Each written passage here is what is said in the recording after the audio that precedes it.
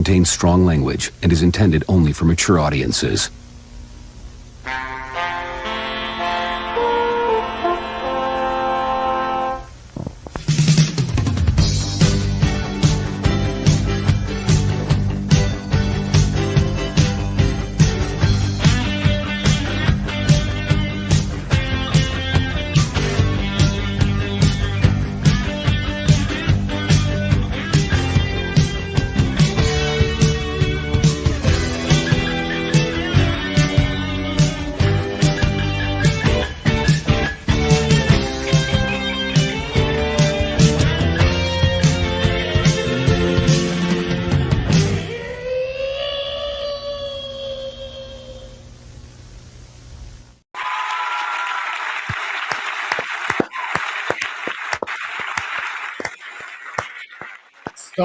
Stop it.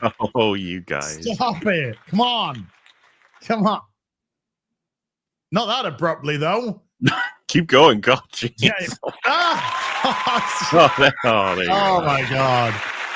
Oh, hold on. I got to, dude. Shush. Just because it's you and me, do you know what I'm going to do? I'm going to have to do it, man. Schlurpo tax. The Schlurpo tax goal. Goals weren't working at the weekend, so I couldn't grift. Couldn't grift on afternoon tea. Couldn't grift on Sunday fun day. I'll tell you, it's ridiculous. YouTube just trying to destroy the creators, isn't it? And yet they're still better at getting an order together than Costa Coffee. Am I supposed to be seeing something in chat then? As in live chat? No, I just said a goal. Did it work or not work? I don't see it. Is it still broke? It says start goal. I am trying to. Is it still broke? Describing how it's broken. Right. It's allowing me to fill it in. Mm-hmm. Get inspired with no, I don't want to get inspired with ideas. I just want to press the start goal, which you won't let me do. No, there it is.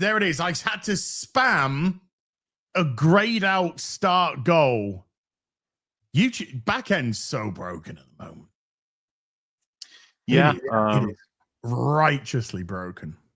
I just love how consistently useful every program I use and take advantage of is across the internet, including all the things that I use to communicate with people. I love it. Twitter, I think, outright just stopped working last night for a while. Well, what's going on? I mean, what's going on? Like, YouTube's back end. Not you, San Zoltan. You can fuck off. You can fuck off with your Argentinian Monopoly money. Fucking I don't even like Monopoly. So, yeah. Don't you? I love Monopoly. I love playing Monopoly. Really? There are so many better board games than Monopoly. It's so luck-based. It's boring. I mean, that's the whole... It's dice, dude. Everything dice-related to luck. My two favorite... Monopoly, Cluedo. I think Cluedo's way better than Monopoly. And there's loads of dice games that augment luck with skill. But like Monopoly can get extremely boring when you can like the early game just determines everything pretty much. Need some house rules to spice it up. I'm getting the feeling that you didn't win third prize at the beauty contest. Or maybe you did win third prize at the beauty contest. And you're feeling a little bit aggrieved and a little bit taking it out on the wrong people. My issue was always that if we pulled out Monopoly, the first like 10 minutes, it was clear who's winning, but you have to do that another hour of like, I guess we'll get to the end until everyone lands on the right spaces and drains all their money and then says like, well, that was fun. It's a Bloodborne board game really that skill-based dice game. There is a Bloodborne board game that someone bought me for my birthday, and I was like, "What is this nonsense?" It's really fucking cool. I would happily. I played it with Mel when he came over. He liked it as well. It's a really cool idea. Resident Evil board game, which I'd like to get. My sister's got an Alien one, and I need to play it at some point. So I'm like, what would an Alien board game be like? I did support and back the Horizon Zero Dawn one. Remember when Horizon Zero Dawn was good? Well, no, because I never played it. So okay, it was the first game only, and so they did this board game, and I backed it, and I got like loads of the stretch goals, whatever, the additionals, because you get loads of creatures from the game. And I was just like, this is going to be great. I'm going to paint them all up. This is going to be a good time. And then they turned her into what, Nick Avocado or whatever he's called. Nick Avocado. Yeah, I've seen those memes. And now he's thinner than her. Oh yeah, no, he did that thing where he lost all his weight offline, so to speak, and then he just jump scared everybody. Yes. By the way, completely unrelated, chat. I will be taking 6 months off the internet in the new year. We should all do that. Like literally everyone. Back later in the year. You think I'm joking? You think I'm joking? You think I'm joking? Like I said, everyone should get off the internet for 6 months. That would be kind of interesting, right? And they come back after 6 months, everybody. Be like, so what'd you do? It's like, I went outside, I touched grass, I saw the sun. I saw the sign and it opened up my eyes. And you can fuck off with your Argentinian shit. Gabriel. God damn it. God damn it. That one fucking filtered through as well. God damn it. Well, start again. Let's go. I've got to spam this again now. I've got to spam this. Schlurpo tax returns. Start go. Let's go. Can it work? Fucking zero Argentinian. Fucking start. I'm spamming it. Kind of appropriate, by the way. What? Considering the birth of all that was us discussing the trailer for a game that I said on a stream last night, but my video is complete. Yes. Done. There are some things I may or may not want to change. We'll talk about one of them in a moment, probably. But most likely, yes. Of course, because everyone knows what it's about now. Oh yeah. Star Wars Outlaws. I've said that for months now because I've been trying to trickle in some information, but not too much because I don't want people to get too hyped and then have to wait, half a year. But 29th, it's coming, and it's 17 hours and 40 minutes. Shit. That is so good. It's such a normal thing to do, isn't it? But you are right. Gary, of course, is away today. Gary's in Egypt. He's taking yay, I'm American tourist in Egypt type of photos, and X-Ray Girl's taking photos of her inappropriately touching various landmarks. So both of them working as intended. So we were not mucking around. We were watching the trailer for Star Wars Outlaws. Yep. And then you said something along the lines of they're going to meet up with the Slurpo. So you said something like that. And then I went the Sherpo. And then we kind of riffed generated a bit of a story. With the Schlurpo, and then the Slurpo became the Schlurpo, and it put it this way, it had like an organic progression in the stream. It was quite funny. And that was simply on the trailer. We are now sat currently, because we are splitting the proceeds between us. Of course. We have a Schlurpo story t-shirts up on the Rippaverse website.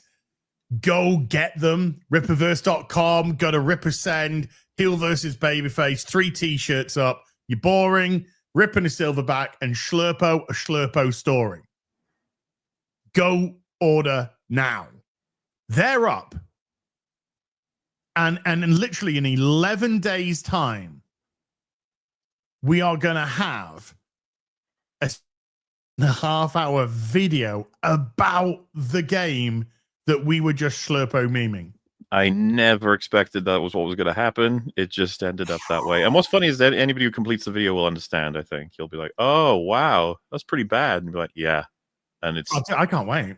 It's managed to kind of get away with it, that game. A lot of people like, it was okay if not good, right? It's like, oh. Dude, even this, dude, look. Even this. Look. We even spawned accounts. Dr. Schlurpo's been around for a while. It's an iconic Star Wars character. Although we did ditch the C. We decided the C was too much, so it just became Dr. Schlurpo SH. We went with the There's a bit of creativity that everyone can sort of just, run with it. I mean, the fact is, it is a currency. It is several characters, several places. It is an Whatever. emotional state. It is Yes. a direction. You know, State of mind. it's a philosophy, obviously. Duh, a religion. It's a disease. A senator. It is a cell, a type of medical cell. A quantum of solace. Quantum of Boris. A quantum of Boris. I don't know what that means. I What don't does know that what mean? that means. It is one of the funniest. Quantum of Solace. No one knew what that meant. It was just like, No. oh, What does that mean? A quantum of solace. A moment of solace? Sure. Fraction Period of of it? solace? Fine. Maybe. But a quantum? A quantum. Quantum leap. We know that. Oh. A quantum leap of solace. Did you like the way her voice would break? Hoping that his next leap would be home. Oh.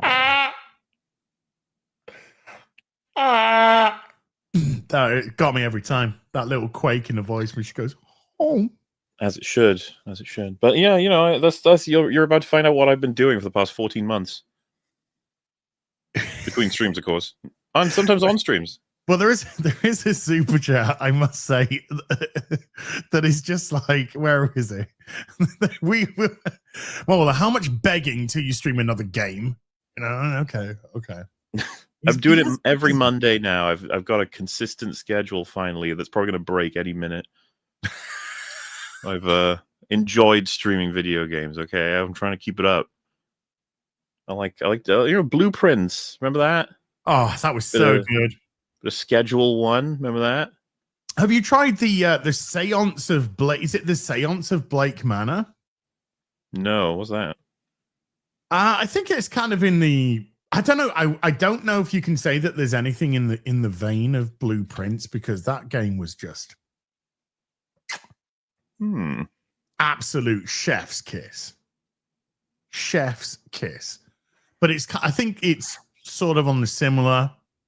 Did you check out the black and white one? Yes, I'm interested in that. Yeah. What? Oh, awesome! Because we could do, when that comes out, we could do like a co-stream. You're doing yours, I'm doing mine. We're communicating. Would that work, or we'd be clashing all the time, right? When we in terms of, like, I don't know, because it would depend if we go in different directions or. Oh, I just mean, like, so you would need to read your dialogue out, and I would need to read mine. Oh, I get you.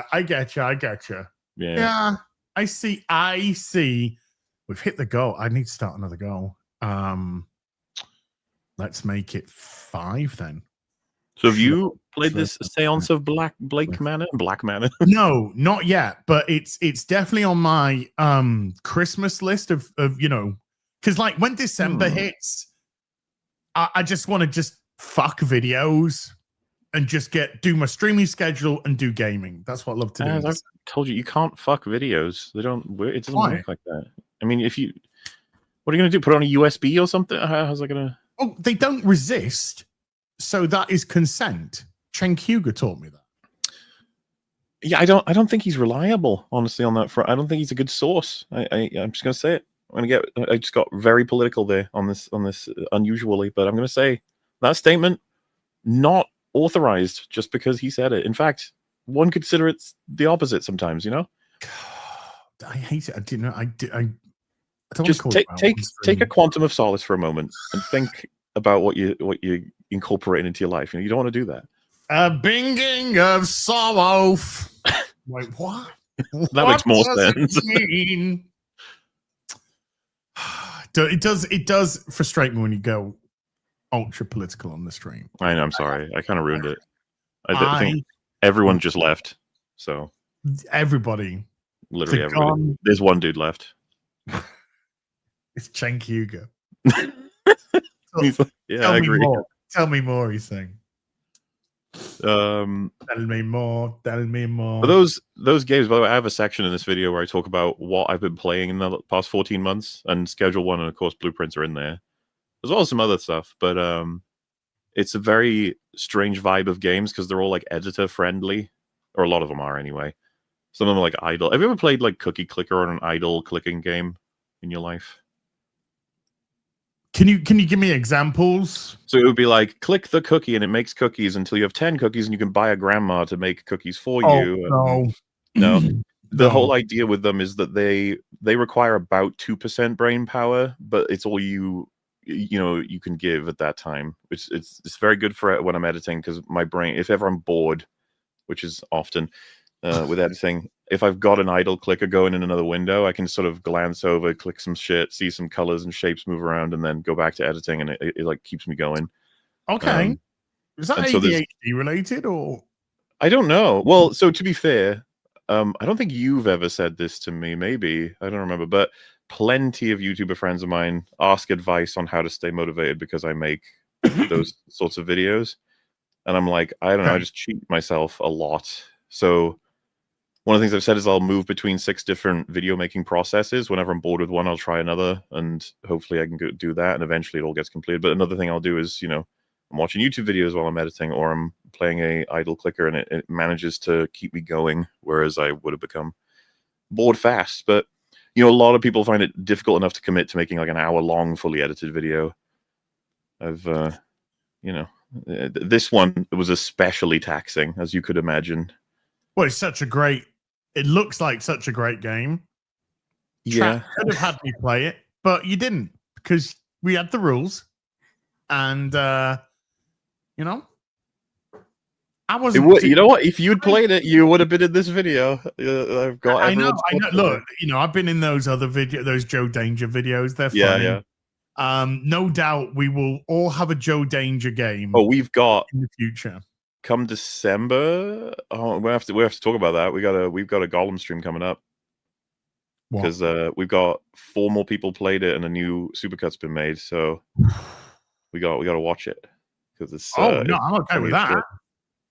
Oh yeah, I just got to figure out when's good for you and everyone else. One that we're all part of. There's gonna be a game. Oh, for sure. Yeah. I mean, Veilguard, you and I got to have some fun with, and Metal for a bit, and Platoon. Indiana Jones, you and I did pretty early. That was boring, man. It was. Yeah, it's one of those. You want a Gollum to come out, but it's hard to know when you found a Gollum until after, if you know what I mean. Sometimes, you and I thought for a second that that Kong game could have been a Gollum, but it wasn't. It was just garbage. It was just shit. Yeah, there was nothing there to make us want to proceed because it was just rinse and repeat crud. No, I mean, I think you had a similar experience, but like I'd already gassed out in the stream, as in like by the time I was quitting, I was like, I couldn't do anymore. Whereas with the Gollum, I mean, I distinctly, again, I've referenced this, but I remember you texting me and you went, "You have got to play Gollum." Yeah. And I was like, and you were like, "No, listen, you've got to play Gollum." And it made for one of the more popular episodes of EFAP that year. I was watching the montage of Yumi. Who was it? Yumi Metal? Yeah. Metal, and then Jay Longbone had some cameos in there as well. It's this next crazy one, looking back at that. The next one that we will eventually do, and it's not going to be that long till it. We've got Platoon's full playthrough, Random Film Talk, Wolf, Rags, and Fringy. And let's just say Rags tap out? He did the whole thing. I will easily concede he was the most angry about having to do it.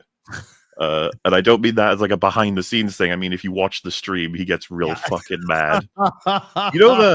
There's like a line. I think every viewer in chat's gonna know this. When you listen to someone, something bad happens, and your streamer is like, "Oh, for fuck's sake!" There's a line where it goes from that to like a serious when they yell, and you're like, "Oh shit!" They're like actually mad. Yeah. There's like game yelling, and then there's just like yelling. Yeah. Outlaws did that to Rags a few times as well. When I was playing and I got to I was literally right at the beginning of Veilguard. And they were dropping the missile I remember. at the beginning. And I was just like, they're not touching me. You know, I can just stand there and then the guy was rotating round. He had like a rotation path to like come up the stairs, fall down, and then obviously had to make his way back up to get back up to do it again.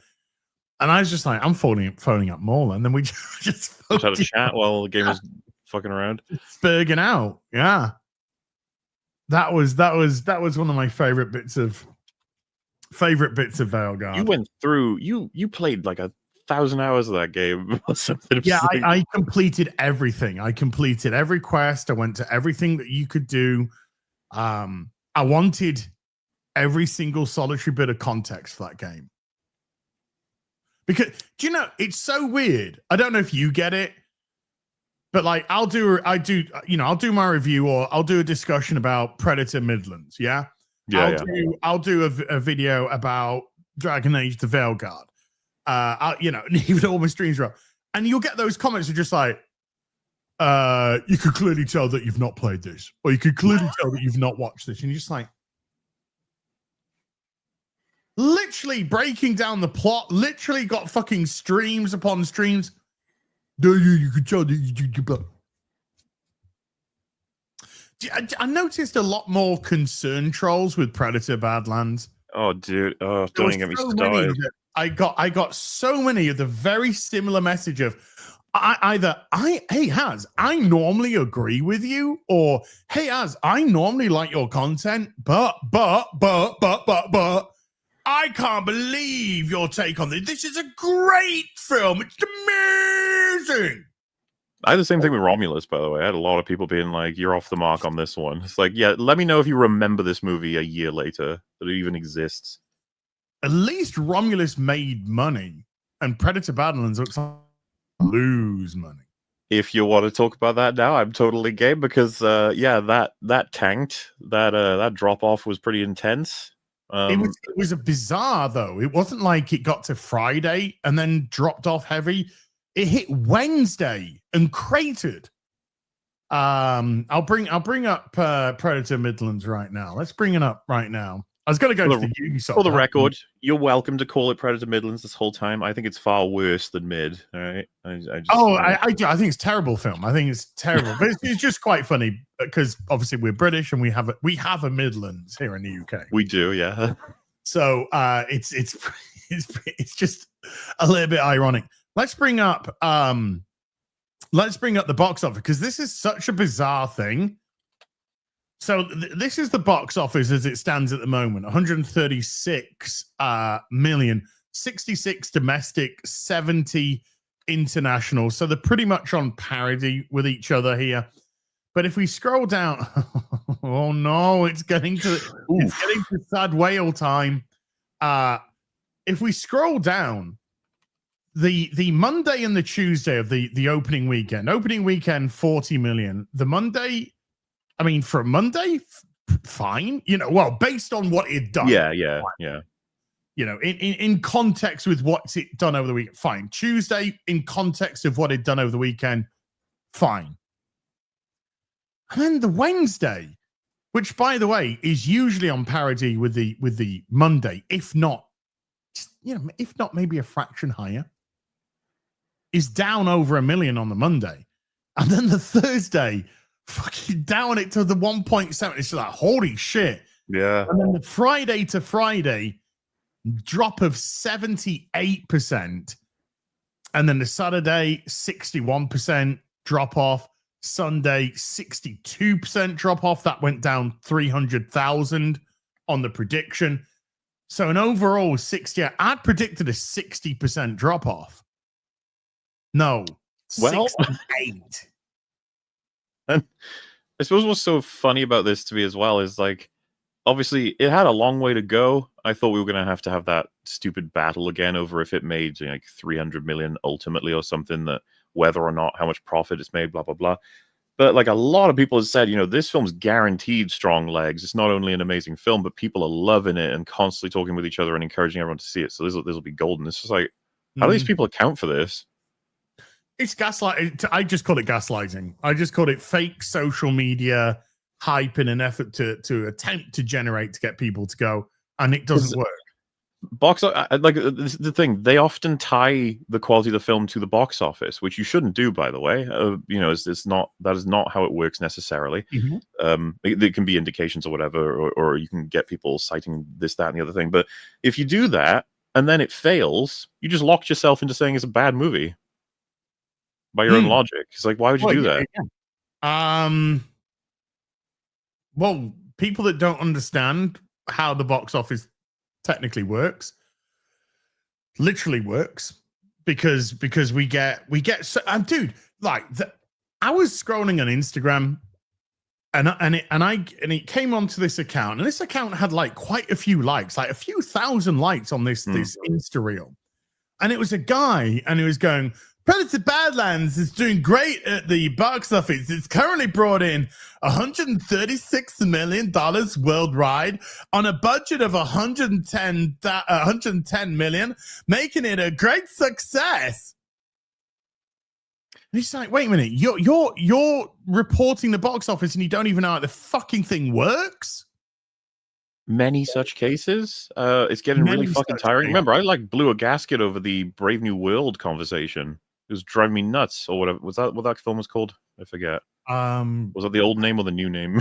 New World Order? It was one of those. No, it was New World Order, then it became... I can't... Fuck it. You know what I'm talking about. Fuck it. So, but that movie I lost my mind with people constantly arguing it was actually very successful. We had the same, obviously, with Superman. It wouldn't fucking end. And now it's doing it again, and it keeps doing it. Every movie is like this battleground of, because box office definitively means quality, when some of my favorite movies flopped. Yeah. So it's not the fight for me. I'm more interested in, obviously the Predator franchise, where it goes next, what happens next, and who's in control of it. And these numbers determine that, at least, to an extent, of course. But it's so bizarre because so Alien Romulus is getting a sequel that made about 100 million profit, give or take. Unfortunately, yes. So the law of diminishing returns would to me say, okay, if we're going to do a sequel, we got to drop the budget. So this $80 million budget that it was before, we got to be looking like 50 this time. 50 million budget. Let's see if we can hit around, the 200 million mark, 220, out 50 million profit, 70 million profit. But they won't. They'll do the sequel, and it'll be a budget of like 115 million or something. I said, wasn't it the last release? I said the second I find out the budget for Predator Badlands is 105 million, it's like, oh, it's gonna fail. It's like, whoa, have you even seen it? How good do you think it is? Like, it doesn't. I don't know that there's a Predator movie that can come out today that is good enough to make all that money back. That is a really silly thing to do.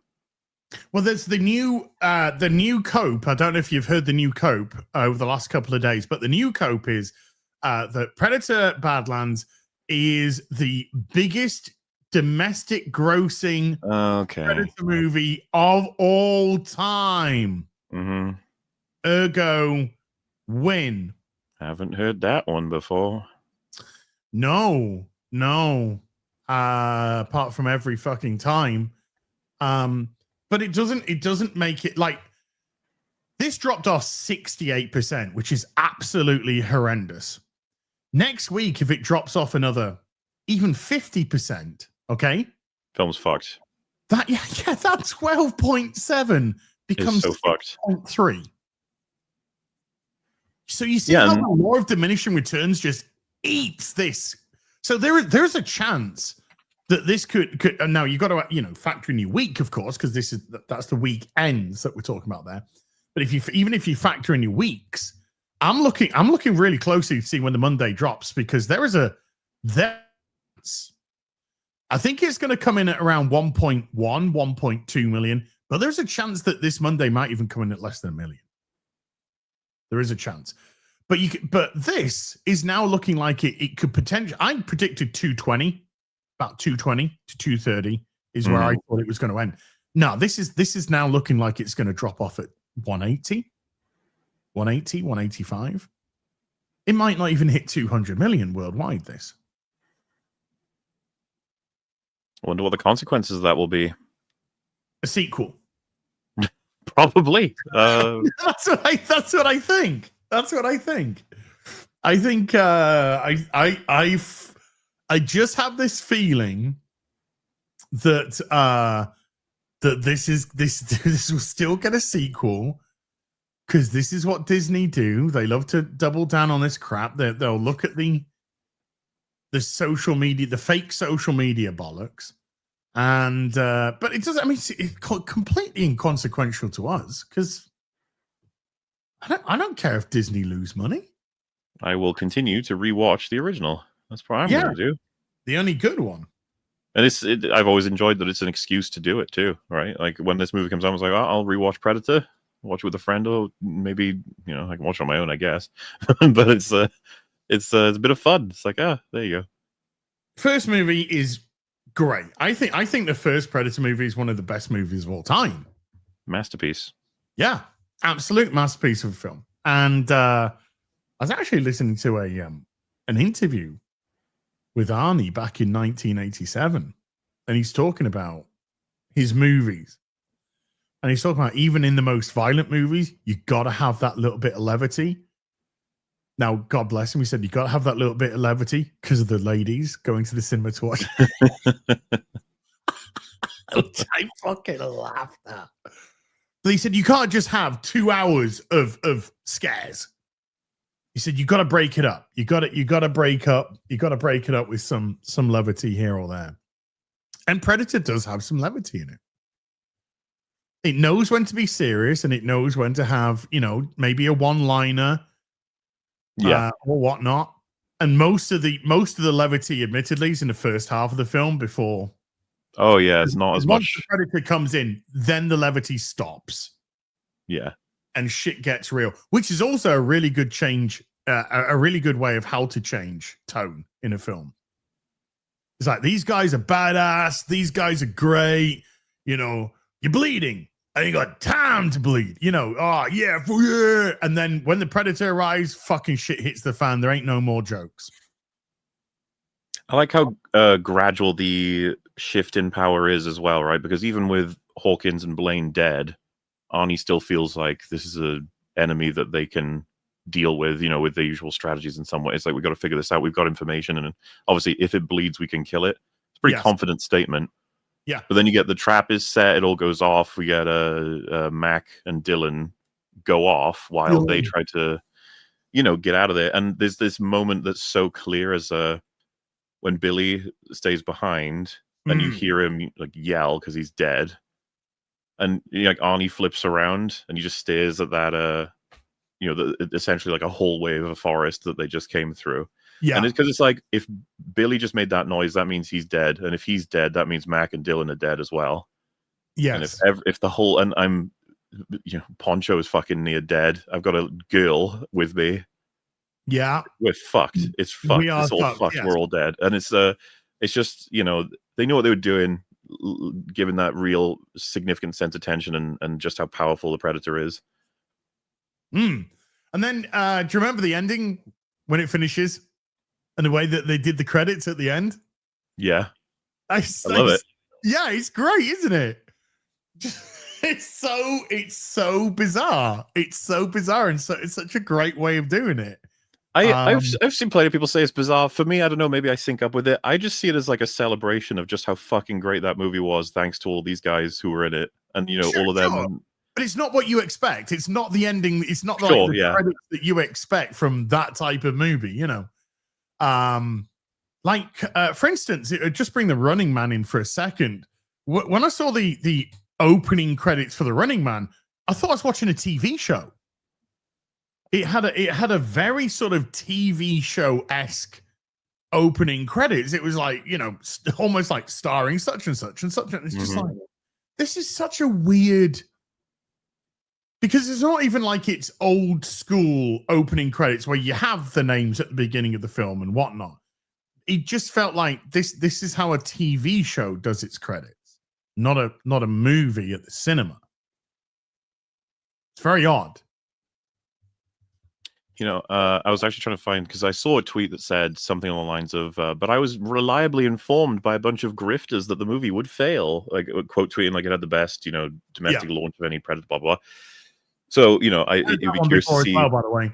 I'm sure that person's not going to tweet again about the success of its box office, so they'll just move on in life. But another one I saw when looking for it was someone that said, it's your choice, fellas, Predator for real men, or the other one, right? And they had a picture of the original Predator versus Deck, the runt of the litter, as they say, and it got quote tweeted with the domestic success saying, "The boys have made their choice. You lost."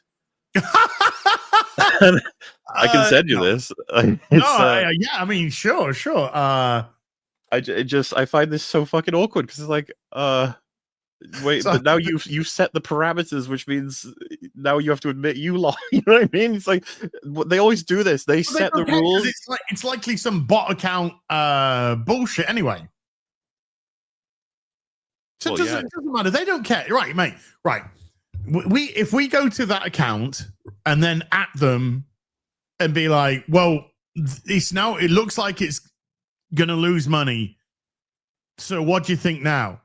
Either A, you don't get a response, or B, you just get absolute fucking light. You just get actually, it's done 136 million off 110 budget. It's a profitable movie. They'll just live in a denial, an absolute denial of okay, let's bring this up. No, it's insane to me. Lies. Also, I guess I'm amused too by citing. It's like, look at the success through Cinema Score and Rotten Tomatoes. Like, okay. You gonna stick to that the next time it fucks over one of your movies you like? I don't know.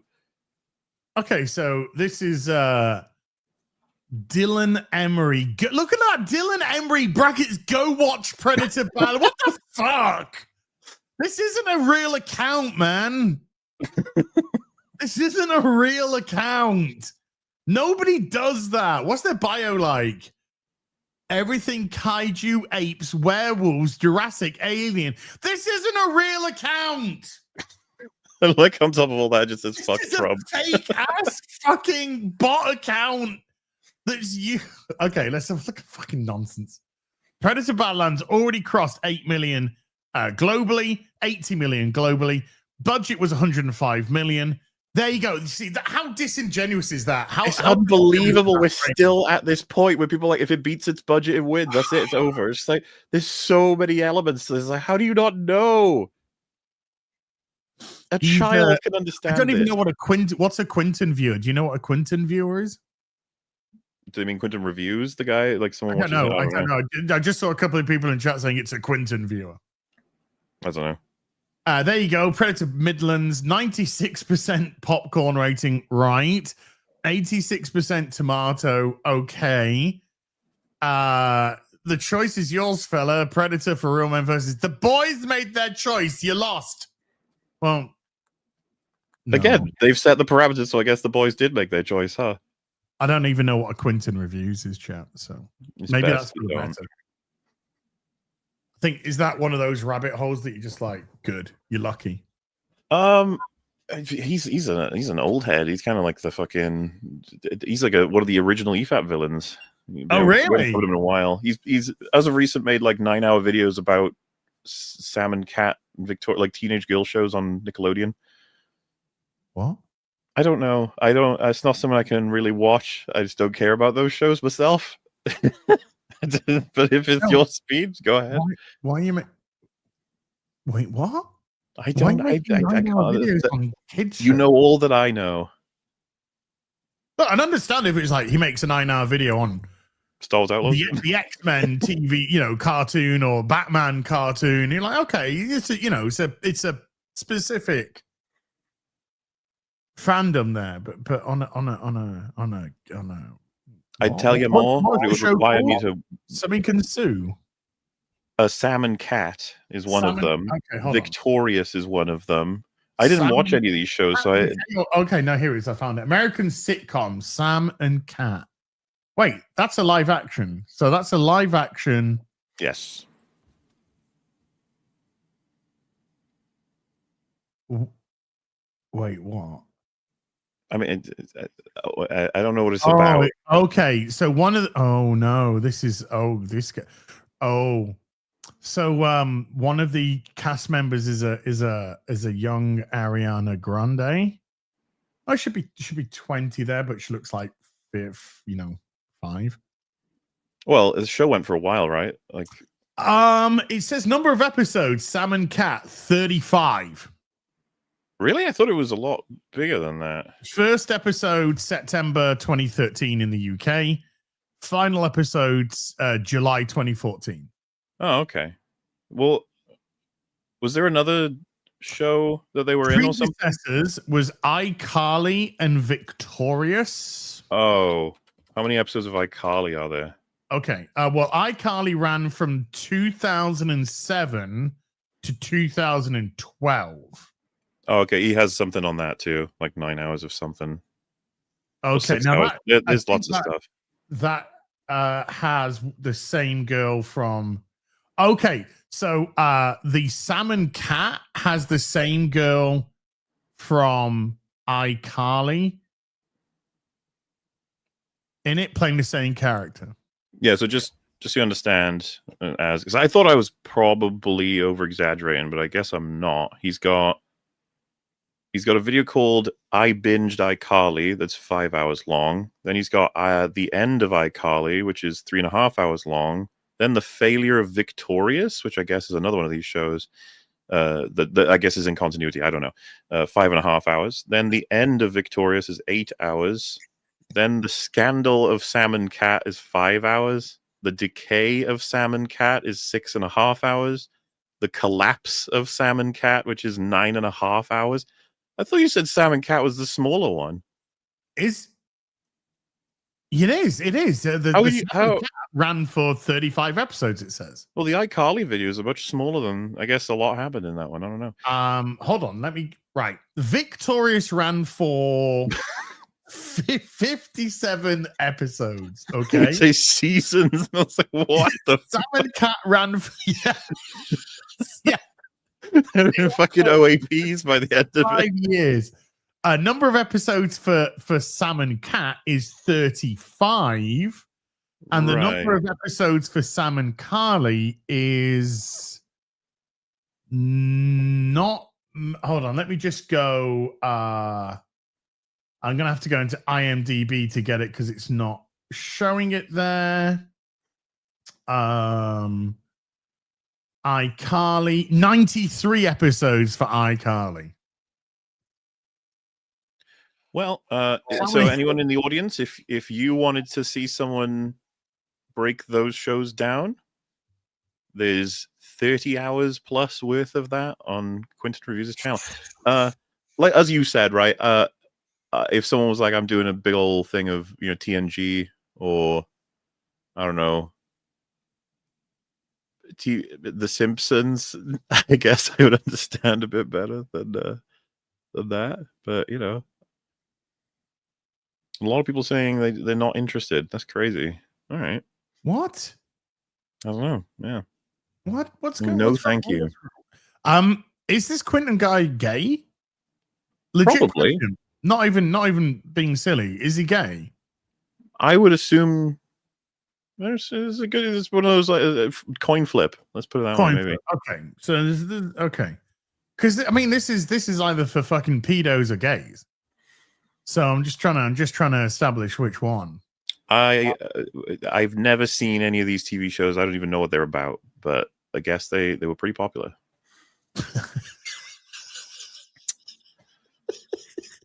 iCarly Badlands.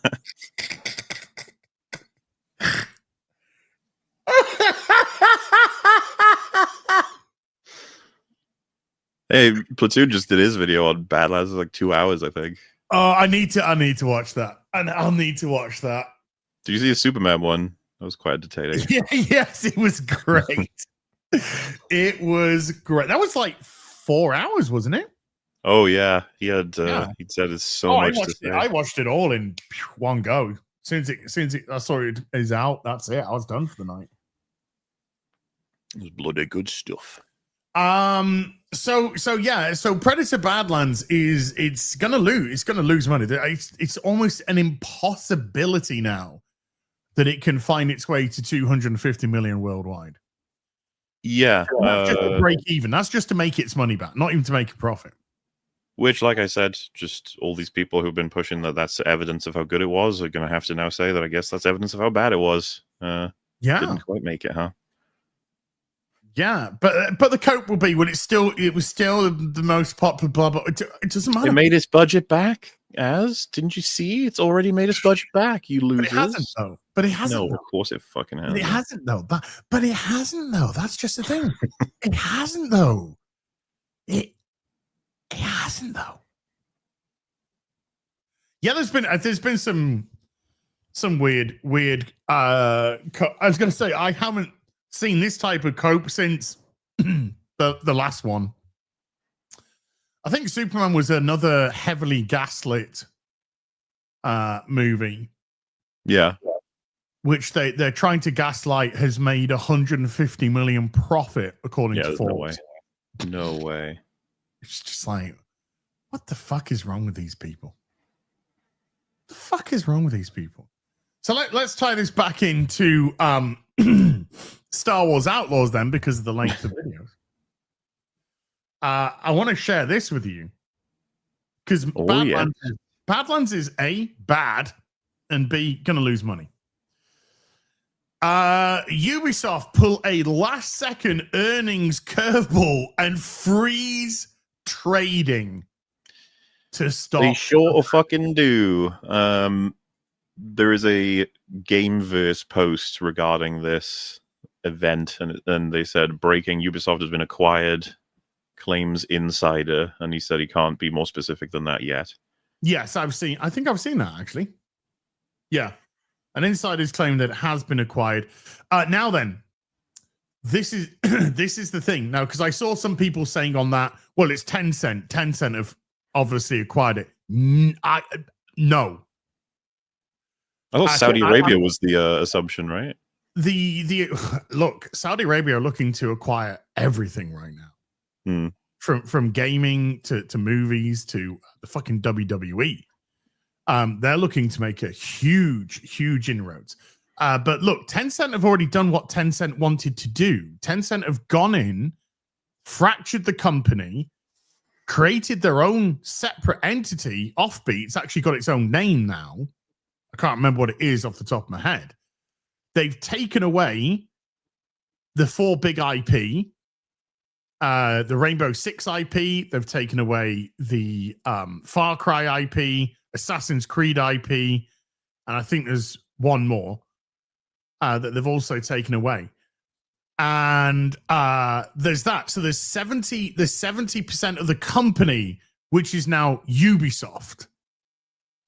So that's away from it. That's away from it now. So whoever's going to go in and purchase Tomb Raider. I was reading the chat. Whoever's going in and purchasing the rest of Ubisoft will be purchasing not the Division. No, the Division was not acquired by Tencent. They didn't want it because the Division, believe it or not, it's not a strong brand. I'm afraid you might like the game or two, but not doing good. So it's who wants to pick up that slack. Well, and this, by the way, is significant damage done by Star Wars Outlaws is a huge part of this. It's it underperformed like crazy. The complete fucking waste of money, waste of time for everybody involved. Well, it's a mixture because Assassin's Creed Shadows was a slam dunk that they somehow managed to score an own goal with. Sorry. I didn't mean to say it's the only thing. No. I mean, look. I think we're both in agreement. Correct me if I'm wrong, because I don't want to speak for you. But I think I remember us both saying, I certainly said it, and I think you agreed, that when the concept of Star Wars Outlaws was discussed, the main character was Han Solo. Oh, are you saying like in terms of we assume that was the case behind the scenes, or the yeah, for sure, yeah. Assuming that behind the scenes when they I'm 1000% with you. I think it was incredibly cynical. They were like people like they literally set it right in the bang slap in the middle of the OT. It's just like, and it's an open world game. Who do we play as? Like, I think people would want to do if we were going to move away because we've got this Jedi games that are going on. So how about we have like an outlaw, a scoundrel, and then they were literally like, what if it was girl Han Solo though? Yeah, well, that's just it. Somebody said, yeah, we make a Han Solo game. He's an outlaw. He's doing the smuggling stuff. You know, we get to see that. And then somebody went, but what if it was female? Yeah. And then people went, oh. And then a lot of the developers in the room had like rictus grins on their faces and were dying inside immediately because they realized it was probably already dead by that moment. Well, and it's kind of funny too because of just how cynical things have become. I mean, the build up to the release, the announcement of what that game was even going to be, in the trailers. You know, you and I, we could go back to that episode making fun of like what we assume the game's going to be and how much they've showed and just how cynical everything is with this, you know, fan references and stuff. And you're just like, ugh, it's probably going to be bad. And I think, you know, I still gave it a good solid chance when it came out. I was like, you know, here we go. And what's funny is I played it early, but I was still late compared to all of the, I guess you could call them, you know, diehard fans that pre-ordered and got the, you get like a couple of days early release, I think. Yeah, yeah. I can't remember if you remember this or if I can't remember if I'd mentioned it, but what happened on the earliest release, which Star Wars Theory played this version of it, you were falling through the floor for most of it in lots of different key areas. And there's so much footage of people falling through the floors.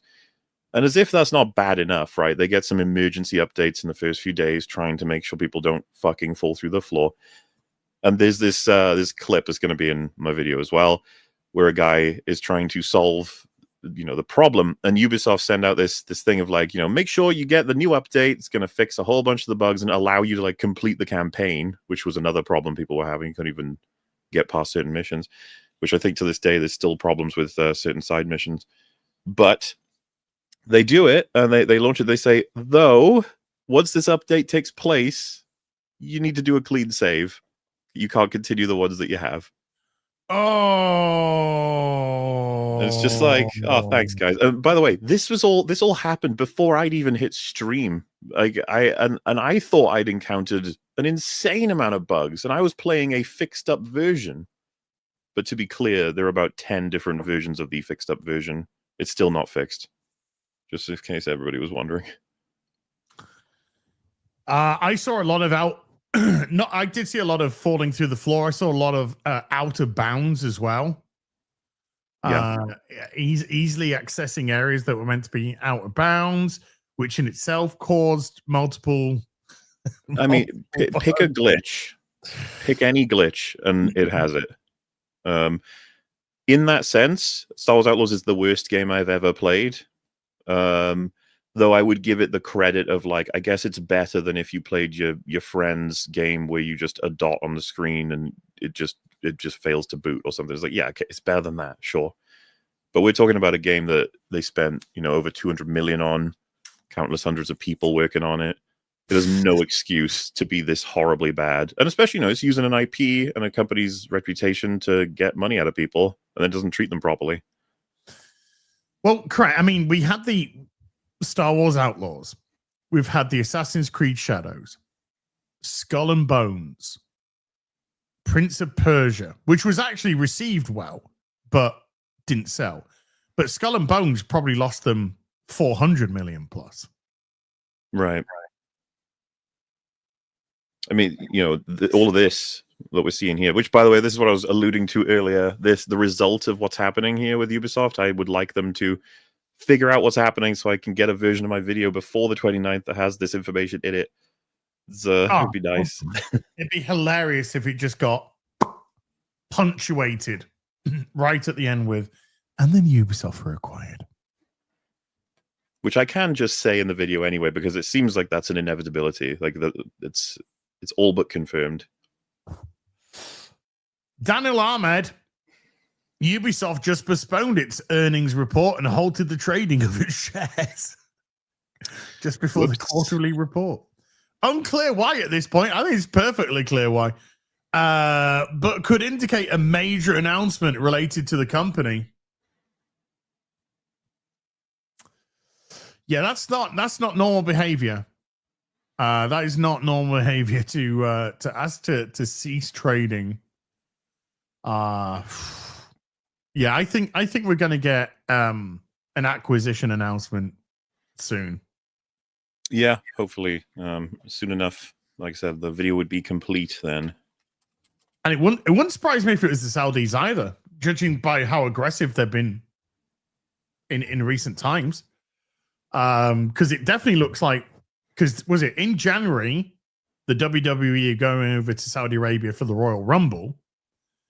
In WrestleMania the following year, so that'll be 2027. WrestleMania 2027 is going to be in Saudi Arabia. Mm-hmm. And then it looks like they're going to acquire the WWE. That's looks like where that progression's going. We know that they've acquired EA, which is which has caused some wonderful meltdowns from the Western gaming developers, who are crying that the Saudis is going to do away with what we would just call their gay shit. You know, they're going to do away with their political activism, because the Saudis are wanting to make some money from this, so they'll be getting rid of stuff which isn't acceptable in their eyes. Yeah, if a deal comes in for the rest of Ubisoft to try and turn around, I mean, I think the Division is a brand that can be salvaged. They are in production for Division 3, right? They're in production, I think, of multiple different Division titles. But yeah, the Division 3 is meant to be in production. I mean, the idea of the Division 3 was awesome. I you know, the is it the Frostbite engine? Not the Frostbite engine. It's the it's something to do with ice, I think. But they got their engine looks great. The way that they can generate environments and whatnot. I like the two tier sort of system of they have PvE zones, Snowdrop. Thank you. Yeah, Snowdrop. Yeah, Snowdrop engine. They have the PvE zone and they have the PvP zone, so it works well for both lovers of that. Now, maybe, just maybe, they should be looking at a game like Ark Raiders and sort of trying to figure out how, you know, what has made this niche genre of extraction shooter, because it is a niche genre. What has made Ark Raiders go mainstream that other extraction shooters just couldn't do? With the Division, Tarkov is more niche for sure. What are they doing right? What are they doing right that we are not being able to do right on our game? So I think there is potential there. I understand that we're suitable, right? Like the last thing we need is a sort of, I suppose, what like the McDonald'sification of everything, as in everyone starts. Do you remember when there was that brief era where everyone started to put Battle Royale into every one of their games? Yeah, and it's just like, oh no. And I'd say the very black-pilling recent news regarding the nature of video games trying to become other video games in order to appeal to a wider audience would be Metroid. Have we talked about this? Have you heard of this? It's very unfortunate news. How? So Metroid as a franchise, do you ever played any Metroid games? Like decades ago. I've not played any of the new stuff. Super Metroid? Oh, back in the day. Yeah. Well, Super Metroid's one of the best games that's ever been made, so it's all good if you played that only. But very much characterized by a sort of like atmospheric isolationist sort of it's you versus the entire world, and you've got to figure out how to become more powerful and conquer it, right, while taking out bosses and stuff. Super Metroid, Metroid Prime 2 are my favorite games of all time. And it's you know, Metroid Prime 4 has been, you know, it's just gradually getting further along. It's coming out, I think, in like 2 weeks or something. I'd have to check the release date. Oh, wow. In any case, it's the kind of thing that, you know, it's like, oh, this could be really fun, really good, really exciting. And just more and more information has been coming out. And I was saying, because Fringy is very very much excited to play it, and I was like, just from trailers, I've just been a little bit like, I think I might wait a little bit, see what everyone says, and then we'll give it a shot. I've got hope. It's just that I don't know. I don't think any Metroid is going to capture how much I loved Super Metroid and Metroid Prime ever again. It just feels like it's not possibly possible. And yeah, a lot of information's come out from early reviews where we have I don't know how to put this. It's a character. From what I gather, there is a goal in the game to rescue 5 different people, and he's one of them. And they've shown some clips and some dialogue, and it sounds like a nightmare for the Metroid franchise. He is a walking, talking Marvel humor man, or in both the way that he'll awkwardly say things, commentate on the environment. Mr. Yellow Paint, I've seen a lot of people referring to him that way. He's like the yellow paint of video games personified. It's it's a bit worrying, man. Like, I'm willing to wait until the game comes out, and I'm sure even the worst version of this, you could still have parts of the game that are really good. But I've just sent you a clip that people have been sharing. Oh, okay. What's funny here is I think a lot of people will be like, you're over-exaggerating or overreacting to this clip, but I think you'll understand when playing it. Yeah. There's lines that can be read between folks. All right, let me just... I will say, if you're not familiar with the Metroid franchise, this line won't come across nearly as bad. But yeah, just give a little play.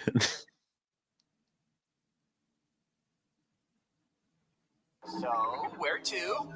It might be a good idea to check the map and get our bearings. So... It's Fuck off game. Like I said, a lot of people hate this in any game, but in Metroid of all games, it's such a like, holy shit, man, really? I literally scream at the screen when I'm streaming a game that starts doing shit like this, where the NPCs start telling me what to do. Yeah, no, I'm cool with it if there's an option to turn it fucking off. All right, just let me be able to turn it off. Lots of different games. The games I even like have this. It's such a more modern problem. I'm not going to say older games don't have this at all. Some of them have it, sure, but it's so unreal. Metroid typically is a game. Back in the day, it would let you fuck around for a while, and then maybe if it didn't, you got to a point where the game was just like, I don't think the person's getting this. Maybe your NPC might say something like, "We need to be focused on the cryo tubes" or something. But it's like every time this type of game, it's like you go into an area and they immediately just start telling you exactly what to do. It's like Veilguard is one of those. Oh my god, there's so many. And I've got so many examples in my folder of Veilguard just telling you what the fuck to do. So not funny. that the puzzles were even difficult in the first place, but... Do you know, when Fringy was playing Outlaws on a stream, he was running towards some area, and then the main character, Kvass, she says something like, "We've got to get back to the hoof, right, Nix?" And then the little thing goes, blah, blah, blah. And he was like, "Is that why we have a companion? Just for her to be able to yell out what I'm supposed to do as the player?" Yeah. And I have this clip, and you guys will see it if you see the video. The creative director says, when we were designing Kay, we had this problem of we couldn't get exposition out, and we had to solve that. And we realized if we just create a little creature, she can just say all of the exposition to it. He says this like it was a genius solution to the problem. And it's just like, holy shit, man. That's pathetic. Let me find something. Let me find something for you that explains everything. Well, while you're looking, to give an example of like, I really like it when there's creative or different ways of doing it. And in Super Metroid, there's a certain type of move you need to do. I think it's like when you're running fast and then you can vault off of different areas. They don't have a tooltip saying how to do that. They have an animal in the world doing it for fun, and so you can see it doing it. And it's like supposed to be like, hey, I wonder if anyone else could do that. Like maybe you, like nudging the player as the developer. Here, dude, I've got it. When you're ready. Well, yeah, I was just going to say, I've been talking to you, and I wouldn't mind maybe in a bit talking about it again. But Look Outside has become a favorite of mine for games. They have a system in that. No, not you, not. It's pretty dark out there, Morley. Yeah. No, yeah, it's getting dark real fucking quick these days, isn't it? I kind of like that, so it's okay with me. But anyway, so in Look Outside, it's very much a non-handholdy game. You're going to have to figure it out as you go along, but they do have a system, and I kind of appreciate it. You need to shower in that game once per day, and it keeps your hygiene up, and it actually has consequential elements. They don't tell you what those elements are, but if you refuse to shower, you get smellier, and it has like a debuff broadly on your companions, and I think it makes you you're less agile, you're more susceptible to not being able to dodge. So like it's just these little things, and it runs in the background. But I was showering him every day because I was like, I'll shower. But while you're in the shower, he has shower thoughts, and it'll be something along the lines of, I'd say the equivalent, sort of spoil or anything. I have some shower thoughts. The equivalent would be like if you needed to press the big red button in the building to do the thing, his shower thought will be like, man, that building was crazy and weird. I don't know. I feel like there's a whole bunch of shit going on in there. I don't know. Or we'd be like, oh, that what do you call it? What's the project? It is called a projector, isn't it? When you just have like a screen of like a paper and it projects on a wall. Schools have them. Yeah. You need to do something with a projector in that game, and he'll just be like, still thinking about that projector. I have no idea like why it was there or what it does.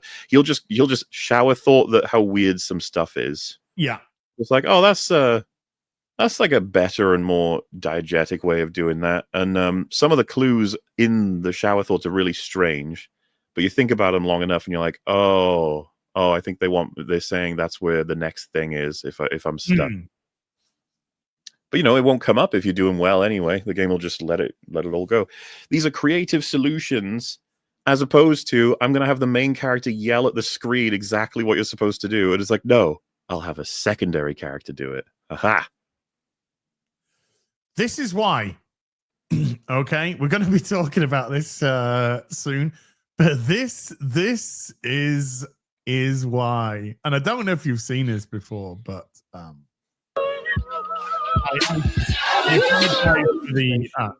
know about this. Prioritize exploration. So here's a quick example. Pause this. Who is the example that's being used here? It's always been so funny. They blurred him out. Only the visual. They still got the voice. They blurred out the example that they're using. Everybody knows that this is Dark Side Phil. Unironically, he is the reason we have so much overt hand-holding guidance in games. This is Mr. Yellow Paint. This is Mr. fucking Yellow Paint. It is, dude. It is really insane as well because he's the one that caught it, Matt. Yes. Really? I want you to watch what the player does here as he boats around. The taste of vanilla magic led him to new forms of experimentation. We're back. New levels of depravity. We're back. Okay, so in this example, the player is exploring the hub. They've been correctly taught the shock arrow mechanic. And thanks to the design work done by Kai Zheng, they've also been told that shock arrows mean interesting themes and that there's a lot of different variety and a lot of different gameplay, right? So we've made a convincing promise to the player. So watch it one more time, and I want you to watch just what the camera behavior does. Taste of vanilla magic led him to new forms of experimentation. We're back. New levels of depravity. Look where we are. We're back. Boom. And there it is. He saw a shock crystal, right? He has been taught correctly. No. He has been promised interesting gameplay. No, and because he is returning to the hub, he is thinking, oh, I feel like doing one of those. I know how those work. I'm in the mood for one of those. Or he can just explore it on his own. That is the benefit. Suck my dick. The result is that we do have a compass system and we do have a map, right? But our hope is that players will be But he's too retarded, so why would he do that? This guy's too retarded. These gamers are too fucking retarded. The fact that it's so bad that he would be a case study, the DSP would be anything. And I was just about to say, it's insane. DSP has played more games than like he's played a fucking lot of games, man. Yeah. how did you never learn how to play games? How has it been this played long? a lot of games. I don't think he likes video games. He pretends he likes video games. He just likes money. God, And it's video so games fucking awful. is the access to money that he's had throughout the years. But if he could literally just sit there and panhandle for 3 hours, 4 hours a day, he would. And he has. He's introduced that into his content with a KH content, because he started a podcast, which precedes his gameplay footage, which precedes.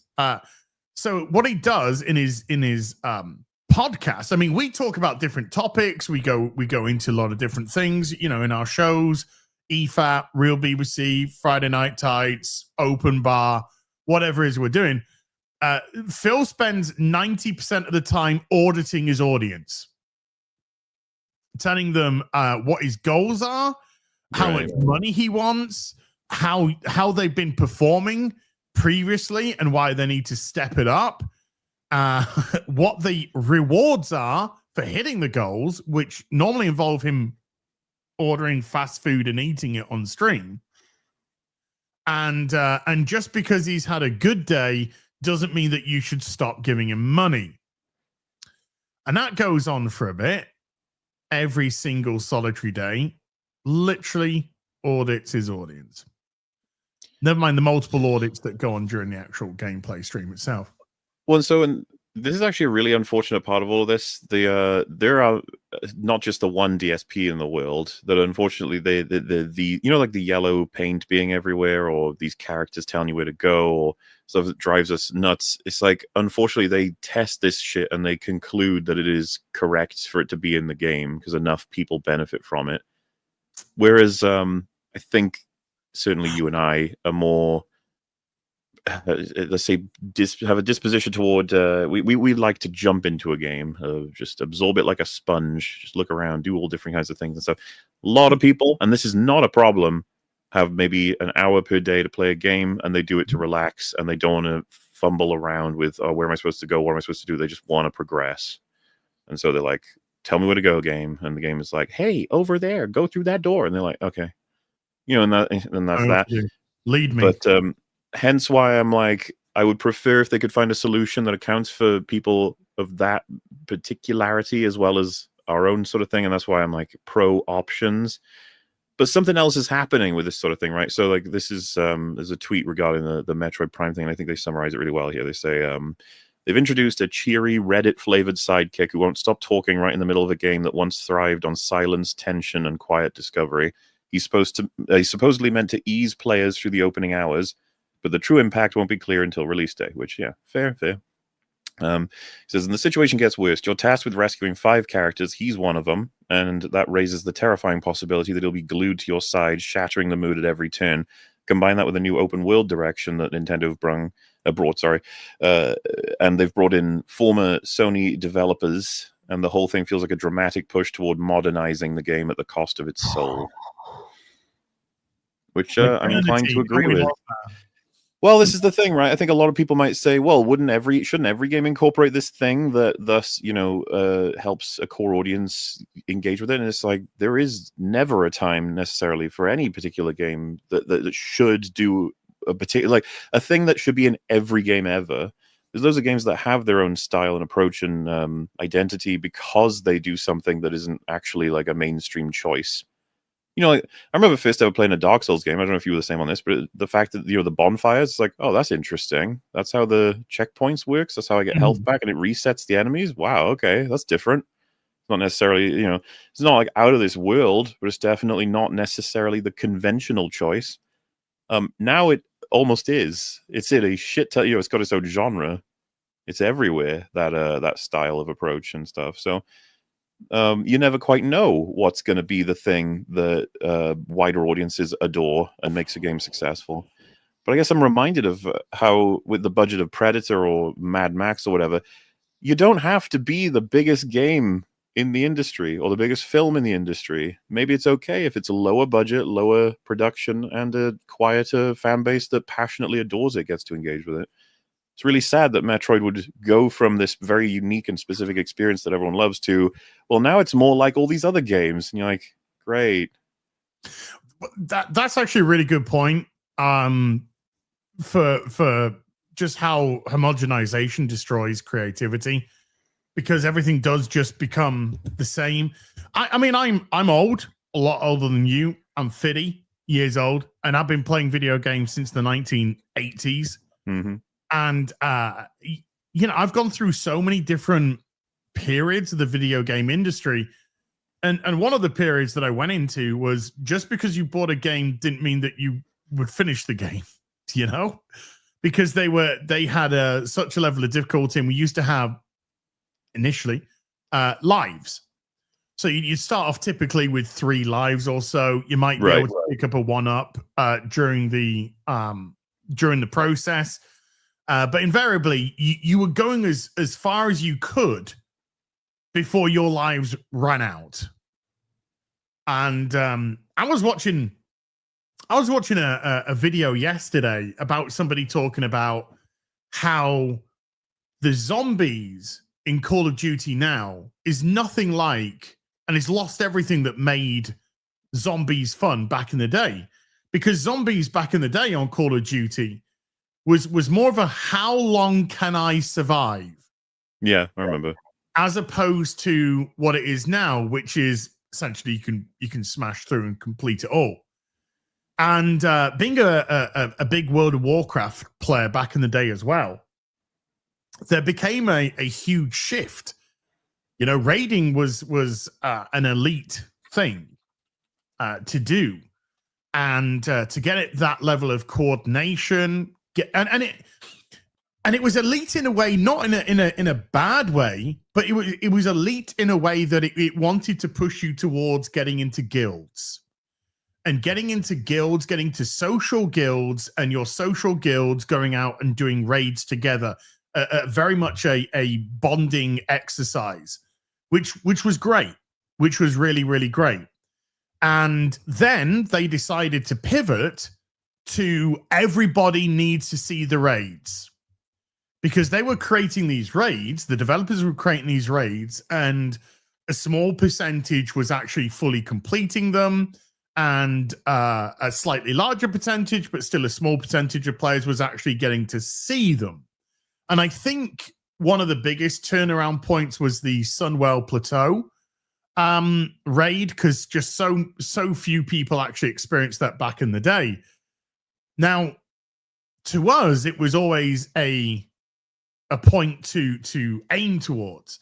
But then they were like, no, everybody needs to see the raids. So we're going to introduce Raid Finder.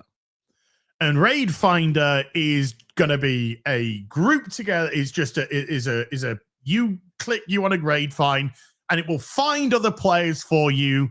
And then you'll go in and you'll experience the raid. You'll get lower quality loot, and there'll be less blah, blah, blah, less actions on the bosses, and it'll be easier to do.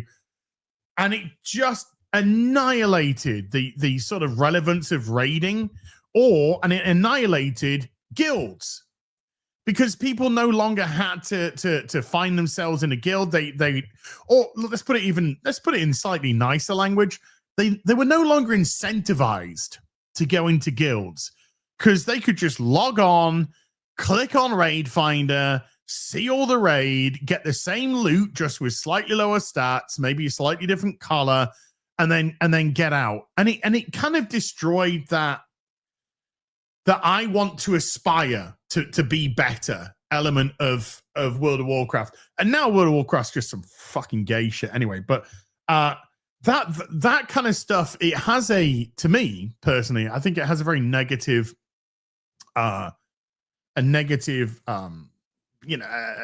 what's the word I'm looking? It's a very basic word. Impact. It's a very, very, very negative impact on gaming in general, and Yellow Paint being one of those. The first game that I can't remember the first one that did, but the first game that puts Yellow Paint in, and then all the developers, all action games now are the same. All action games are, you got your Yellow Paint, you got your Yellow Paint area, you got Yellow Paint this. Maybe there's a subliminal reason why something like Arc Raiders is proving to be a little bit more popular, because it doesn't have that element. It gives you a quest and you've got to go out and it doesn't have the like. Did you ever play the Stanley Parable? No. I've seen people play it, but I haven't personally played it. But I've seen people play it. I remember a lot from that game, but the main thing I remembered was the adventure line. Just the concept, the adventure line. It's such a funny. Already, the sequence is there's a yellow line on the floor and you have to follow it to get to where you need to go. You know, the whole game's about choice, of course, but you know, consequently, you follow the line and they play music, and it's just it's the exciting adventure line. And to me, this is always summarized how games are collapsing. You understand? It's like a juxtaposition, right? Like a oxymoron, adventure line. You can't like. This here below, this is where WoW's ended up. They've now created the one-button rotation system, where you press one button and it does your rotation. So you don't even have to coordinate your own rotation with spells or abilities. The one button will do it all for you. Something that is infinitely frustrating is like a lot of people who make these games are aware of what we want from games, but they're not making it. And to give you an example, right, in Outlaws, you know, you'll come across someone who says like they've got what you want, and you're like, oh, how much do I have to pay? And they give you an option. You can either accept their requirement or negotiate. And you're like, all right, yeah. And then you think to yourself, you're like, negotiate, is that going to be the game prompts me to suggest how much money as a counter, and then we'll see if he accepts or if he counters. Yeah, and we'll go on, and maybe he'll be so angry he'll quit out, and I'll have to do something else, or maybe he'll just outright accept because he was kind of like a phony for you know. Or maybe it'll offer me I can trade some of my items instead of paying. You know, all these different options. Like, no, you hit negotiate, and it'll play just a pre-scripted little conversation where she says, "Hey, can I pay 5 credits less?" And he's like, "Okay," and then you do, and it's like, "Excuse me," and it's like, that's it. That's the choice. That's all you get. And to me, it's like, they normally just would have had nothing, but they put that in there so then they can make the claim, right? It's like, you can actually negotiate with people. You can do this, you can do that. And it's just like, no, you can't. That's a lie. You can't do any of it. What you've put in is not that. And yeah, the yellow paint shit to me is just like, oh, explore and adventure. And it's like, well, no. If I see a big old set of different options and you've got one of them has red, yellow paint on it, it's like, well, that's the one I got to do, isn't it? And then you'll be as stupid as me and check out all the other options and see they're all dead ends and empty. Yes, it's like, oh, thanks for the yellow paint, I guess. You were trying to save me time. Yeah. Negotiation, ... at what cost? Anything, man, would be nice. Well, that's the thing, right? We end up playing something like Blueprints. It's just this explosion of mechanical investment. Yes. To the point where you're using a pen and paper in real life. It's like, oh. I was using my phone. I was taking photos. Well, so, yeah, people use the Steam notes as well. That's the thing. I don't mean to say that literally. I just mean, and plenty of games have done that over the years. It's just, it's engagement. It gets you engaged. I've said when I talk about it, it's just like, if this is a game that you might like, you should seriously try it just in case you fall completely in love with it. Like, it's... I would recommend Blueprints all day long. I'm going to be making when it hits December, I'll make my personal favorite games of the year. Not the best games of the year as a general rule of thumb, just my top 10 games of the year that I played that came out. What's your number one? I mean, most people probably guess. Expedition 33 or? Yeah. I've toyed with Arc Raiders, Expedition 33, Blueprints. That, I mean, they are the top 3. Top 3, yeah. And in terms of game of the year, to me, although Expedition 33, although Arc Raiders is phenomenal, I'm loving it. Expedition 33 was just a complete left field. Oh my god! And it's not just a great game; it's so well acted. The story's utterly insane, and the gameplay was great. So it really managed to just go above and beyond, and have such a small developer team, and a developer team that were made up of former Ubisoft employees that, quote, wanted to be able to create and felt so stifled by Ubisoft So good on them for taking the risk. And yeah, they created to me the best game of the year. Jesus Christ. Someone said Veilguard for Game of the Year. Was that this year? No, Veilguard was last year. I think Jesus, for a second there, I was like terrified. I was like, God, no, can't be. I feel like it's further away, and it should be. But yeah, obviously, I would be interested in you checking out Look Outside still. I don't know. I have no idea if it's your kind of game or not. It's hard to tell. I might check it out. I mean, I want to see you play Expedition 33. I will. I've said to people that I was going to do it once this video's out. It's probably going to be January that I do it. December, I'm very stacked with the different shit I've got to do. But I definitely, I know everyone wants to see me play it, so I'll probably just, I'll have some fun with it. But Look Outside is, I've done so many fucking streams on that game. It's like purpose built for me. That's why I find it harder to recommend it explicitly. But with how much fun I've had, I'm borderline just like, fuck it, just try it. Just try it. It might be the kind of thing you love or not. I don't know. Yeah, I mean, who knows? December, when I start doing some games, we'll see. We'll see. Maybe I'll give it a try. If I like, I like. If I don't, I don't. Could I tempt you perhaps by telling you about something that happens in it, just as interactions go? No. Oh, it's not going to be a spoiler. It's just one of the. I'm literally talking about one of like a 1,000 things that happen. Now, Borderlands 4 bored the shit out of me. They did. It bored the shit out of me. I didn't even play Borderlands 4. Go on then. Because I told Drinker about this as well as a way of possibly tempting him. I don't think he's ever going to play it, but you might. So, like I told you, it's an apartment complex, and you go around, you're trying to find food and supplies. You also have to fight off creatures that want to get you, but you also you meet people who are anywhere between 0 and 100 from human to terrifying monster. You get the whole gamut there. But you do walk into a room sometimes, and there'll be cockroaches just running around, and they will jump onto you. And you can go into your inventory, because the game will say, like, you feel itchy and stuff, and you can grab it and crush it or kill it or throw it away. You could also just leave it. Just leave it in there if you want to. And when you go back to your apartment, it'll jump off you and start running around in there. And then, the different rooms you run into, you can find more of these cockroaches, and if you put them all, keep depositing them into your apartment, eventually one morning you'll wake up and they'll be holding a little piece of paper, and they'll have scribbled on it, like, can we live here, basically?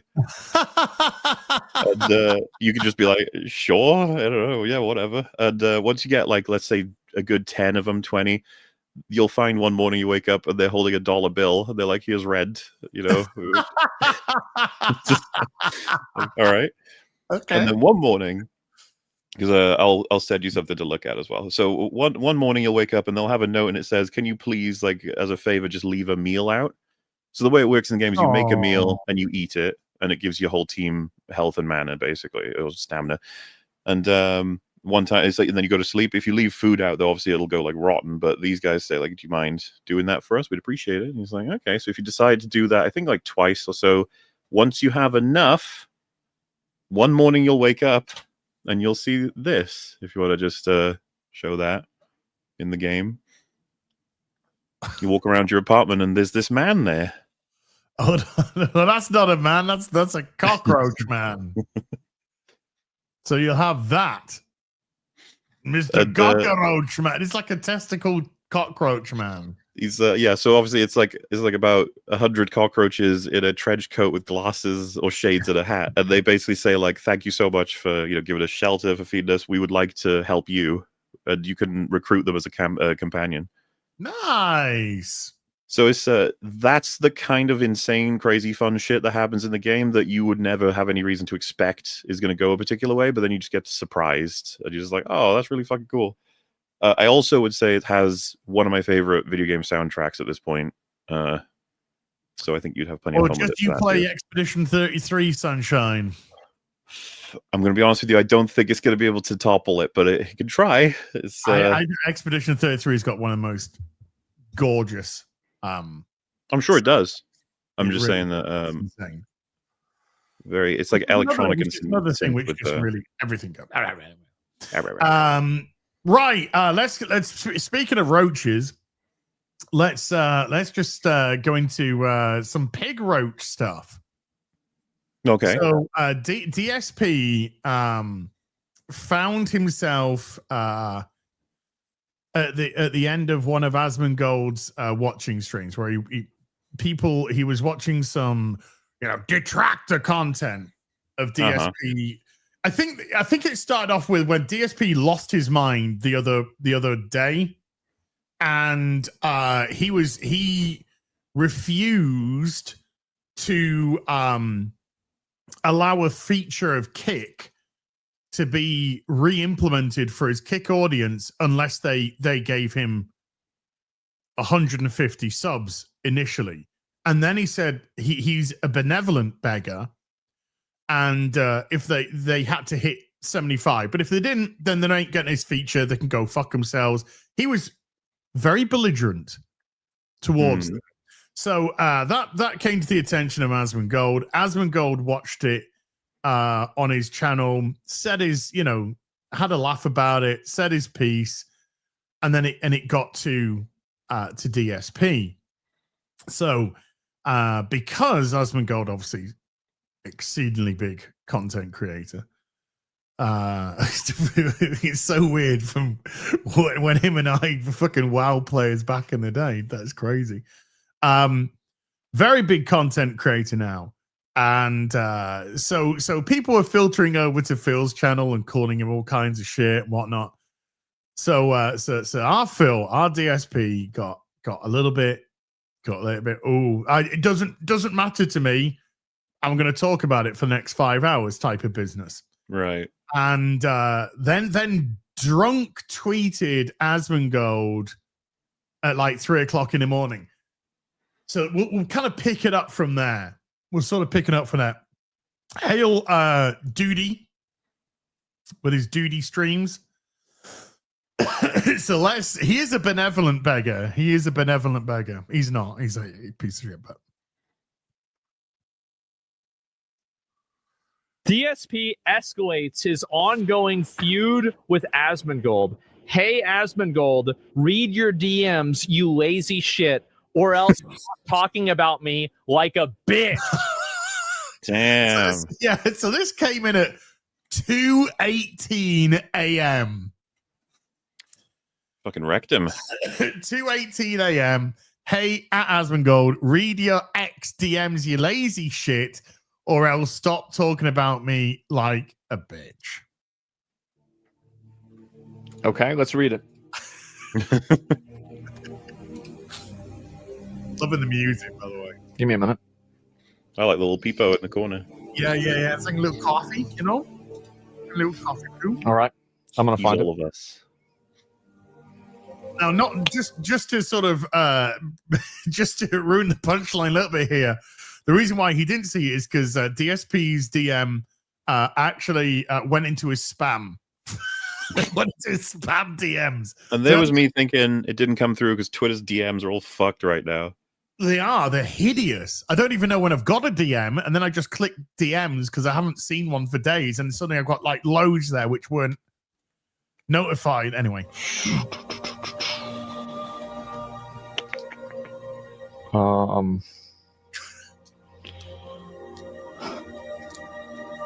Request. It went in my spam request. There we go. Push that. Okay. I'll leave it. I'm reading it. I was not going to read it verbatim because, only bitches leak DMs. He says I'm misinformed.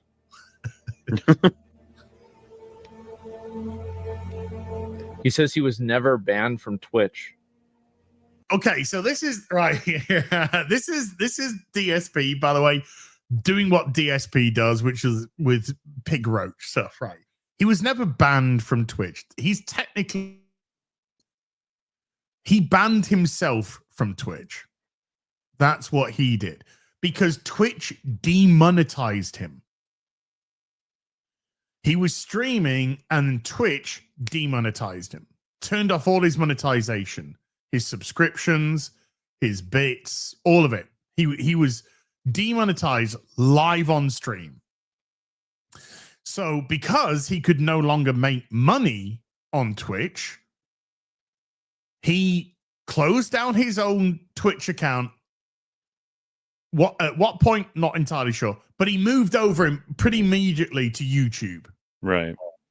because he wasn't demonetized on YouTube. So he moved over to YouTube so that he could be remonetized with the memberships and the super chats and blah, blah, blah, which was a fun time in itself because he would complain when he got a super chat that he would only get a proportion of that, blah, et cetera, et cetera. Then he himself closed down his Twitch account.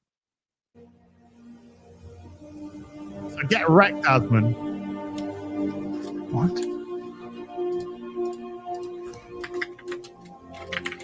So he's off to check now. He closed the channel himself. Yeah, the channel was closed by the user because he got demonetized. So it says it's been closed by the user. Uh-huh. Why did he close it? So did he get banned? So he got unbanned and he closed it. So he got demonetized. Wait a minute. So, and I'm not going to read everything he said, obviously, because I'm not going to leak DMs. I mean, he wants to talk to me.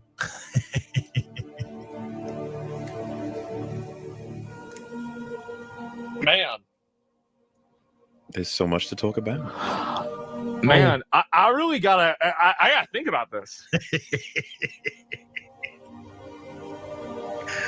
I mean, I hate interacting with people, but this is a content opportunity. It's a pretty big one. Understand that. Does you want to do it live? This is stupid.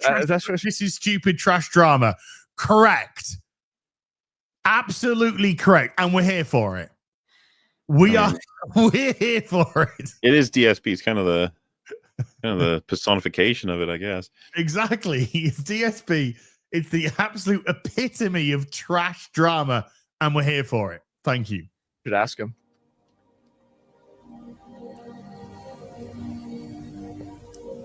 Do you mean live on stream or off opportunity, man? stream? Opportunity.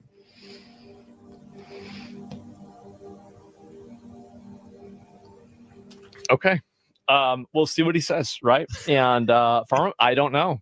And on stream, yeah, I don't know. This way, he's using this way to save his dying channel with your platform. This is you act like that's a problem for me.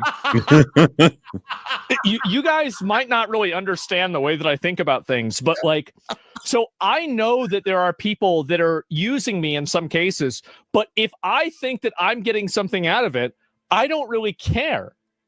That is bait. That doesn't matter to me. But yeah, I don't give a shit. It's fine. And so DSP, his ongoing feud. So he did tweet about me. They call me DSP. Oof. The king is ready for the fall gaming season. Hey, Asmongold, read your XDMs, you lazy shit, or else stop talking about me like a bitch. It's a big man. Ooh. That's a big man right there. Oh, damn. He called you a bitch? You have to farm that content? He gave it? No, that's fine. Is it weird? Like, I grew up on the internet. Like, somebody insults me, and I'm just like, okay. I don't even think about it. Let's see. Chill and positive as always. Jesus, this is like watching two roaches fight over a churro.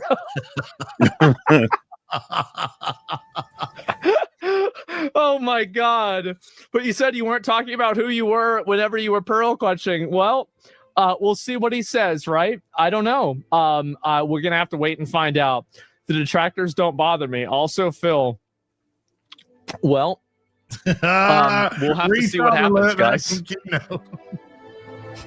Yeah, we'll have to see what happens. I don't want to promise anything, okay? Like, this could be pretty funny, but I don't want to promise anything. However, this does look pretty exciting. I'll certainly say that.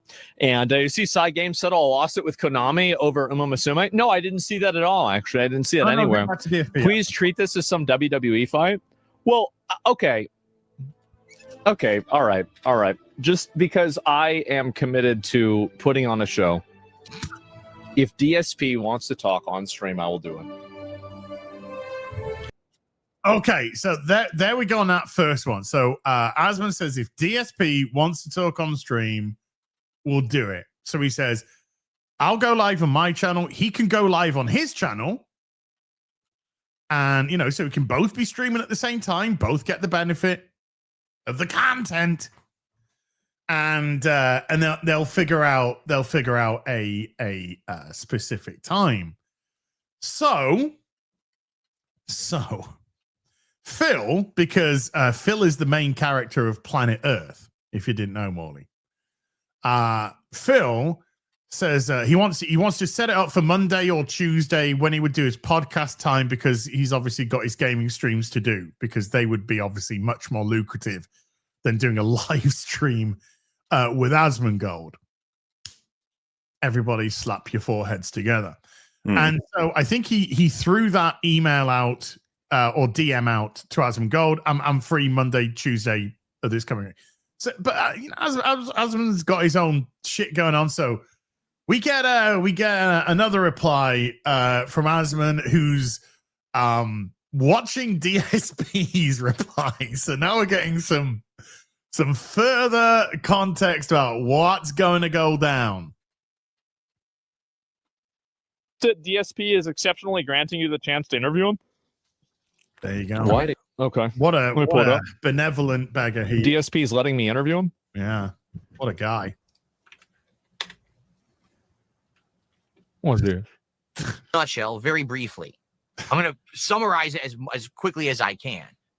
In the last week, About an hour. the streamer / content creator Asmongold started watching my detractor content publicly on his stream. Not once, but twice. It's not detractor content, because detractor content has to have a degree of editorializing in it. Mm-hmm. There's no editorializing in the video. There's no editorializing content. Like, nothing got editorialized. It was not edited in a way. It was just a clip of you doing something. That's it. Okay. I didn't actually see. I don't know how much Asmon knows about DSP, but this is DSP logic that he just came up against. If you're watching a channel which he deems to be a detractor channel, and most of the detractor channels literally just put clips of DSP, they don't even editorialize, they don't even add commentary. They just chop up. Yeah, you don't need to sometimes, huh? Exactly, because DSP says everything. They don't even need to. Duty might, when Duty does his live stream, he'll editorialize. But normally when Duty puts out a video, or another Snort Bernal, or whoever it is, puts out a video, it's simply just clips. Mighty D, another one. Simply just clips. You don't have to say a fucking word. DSP says it all. And then, of course, DSP plays, it's been taken out of context. It's been taken out of context. Even though some of these clips like 7 minutes long. Him just doing whatever he's doing, begging whatever he's begging. But anyway, the raw reaction to it, but I saw clips of it, and basically he's seeing stuff completely out of context. Oh, okay, completely out of context. He thinks I'm banned on Twitch TV. That I'm poor. Well, you did. He said I'm poor. But he'll take something. He'll take something which is true. But he'll try to put it out of context. I wasn't banned on Twitch. No, you were demonetized on Twitch, and so you shut it down yourself. You were essentially banned from Twitch because you couldn't make any money from it. I get there's a difference, but functionally there isn't really. You were prevented from performing on the platform the way that you wanted to. Yes. Now DSP also just said, we called at the end, he also calls me poor. Well, you beg every day. So I guess you can have rich beggars, but it seems unlikely. Theoretically, you can have rich beggars, of course. But the amount of times that he begs and says, we need to hit the goal. If I don't hit the goal, then I can't do this or that or the other. That's not the language of somebody that is financially stable. He went through a bankruptcy 3 years ago, whenever it was, where he had, tens of thousands of dollars worth of debt wiped off, lied in his bankruptcy about his WWE champion, said that he had a $5,000 a month expense on his streaming channel, which was his WWE champions bill, by the way. So yeah, he's not and we all have, we're all in different social economic positions. But he's not exactly exuding that he's a comfortable streamer. It looks like he's kind of going a little bit hand to mouth. Get banned. All these things that are completely wrong. But that's what my detractors say about me. So he watches it, he believes it. Well, if you're not poor, why do you always ask for money? So Wait, look, this is a classic example. Asmongold will never beg. They just have the super chats come in. DSP needs to learn that. Well, that's just it, because people have different, again, social economic backgrounds. So would we, we're streamers. Would we like super chats to come in, memberships come in? Of course we would, because this is our work. This is our job. But you just leave it in the hands, because you know that some streams you're going to have fucking amazing stream out, and it could just be a nothing burger to you as a stream. You just come on and doing a regular day, for some reason something happens, you have a phenomenal day. Wow, brilliant. Other days, you could have a very mediocre, average, poor inverted commas day. But that's just the way it is. It's not, and never will be, an exact science, because it's not a normal job. So it's consistently in flux, and you just leave it to organically lie where it lies, and things tend to work out. So it's that. So you don't go begging. You can make a joke about it once in a while. We have the old goal once in a while, as a bit of a joke or a bit of a gag, whatever. But to be clear, right? An example of a rich beggar would be Boogie. He's gotten a lot of money back now thanks to the whole LOLcow Live situation, but he's still, every one of their episodes, their whole shtick is like, pay us $20 and we'll snort mustard, that sort of thing. And then if nobody pays for anything, they'll start being like, guys, come on. Okay, fine. I'll do 2 snorts of mustard. I'll pour, melted cheese on my eyes. Just that sort of, so it's like, well, that's basically begging. And it's insane, of course, because some of the people involved in that show are millionaires. And you just go like, well, he was a millionaire. Yeah, and so it's but Boogie's pretty safe, I think, money wise. He has. Yeah, I think he underplays his finances a lot. He is awful with money, though. He's a very manipulative person in general. So, any card that he can play, he'll play without any. Oh, he played the fucking cancer card. You think he wouldn't play the poor card? Holy shit! Dude, he still to this day randomly will say something along like in tweets or in clips or whatever, just be like, I do have, like, I wasn't lying about the cancer. And it's just like, fucking stop, dude. Even for him, it's pathetic. But I was gonna say, with the notion of like the begging and stuff, he is so awful with money that it wouldn't take a lot for him to get back to a position where he is probably losing everything. He recently bought, I don't even know where you get these things from, but it was like a $7,000 arcade machine that has every console in it, like up to and including, I think, the Switch. Wasn't like he selling all of his consoles? That's the thing with him. Remember the video he did where he begged his audience for money? He did it outside of all of his collectibles, because it was like, well, you got to go sell all of them. Obviously, he was like, no, don't worry about it. I'm not gonna do that. So yeah, he's terrible with money. Mr. I'm losing my house buying a $7,000 game console. You're not losing your house if you're buying a $7,000. But I will say, if it dried up, he probably still would destroy himself. Remember, the fact that he ever got to the point of being near destitute when he was a 4 million subscriber successful YouTube channel is absolute insanity. He was vlogging and getting millions of views. If he lost LOLcow Live, he could get back there pretty quick. Yeah, I don't know. Doing it for him. They apparently have people watching that. I still don't really know why, but I guess a lot of it could be similar to the people who watch DSP, maybe. Well, I imagine. I mean, I haven't seen one. I've never seen one live. The only time I've seen it is if I've been doing like an EFAP or something, or a clip has shown up. But I imagine, isn't it just meant to be car crash TV or car crash streaming, whatever you want to. I think they like to think that they're trying to do Jackass, but of course, you don't watch Jackass to watch someone pour mustard on their nipples or something. It's like, no, you want to fly off a 500-foot cliff onto. Yeah, bike that's So got I a don't know. dildo on it. But hey, you know, we'll see. It's there's already people making videos of like the rise and fall of lolcow live and stuff. So it's kind of funny that it's I guess it's already in the throes of its downfall. And then what's the viewership? Do you know what the average viewership on lolcow live is? So this is something I know because of those montages I was making. At their peak, after what they refer to as the cancer arc, which is really funny because in retrospect they refer to it as like their best time, which of course it was for them monetarily and engagement wise. But they were getting like 8,000 live viewers right at the time. It was going crazy for him, especially when he got his tattoo done. That was a big one for them. But they were averaging as much as 5 to 6 to 7K on their best streams with Wings and Boogie and everything after that. And they were pretty successful, all things considered. And obviously Keemstar was on like every episode as well. Yeah. And there was a time where they were interacting with the H3 podcast. And they said they would do a collaboration once they reached 10K live viewers, lolcow live. That's what they wanted to build themselves up to. But I don't know if you know this. Wings has left, but like in a way that there's this thing that happens where he's tearing up and he's explaining he can't do it anymore because it's below him. I thought he got no. I know what you're gonna say for fucking slamming his wife on a table.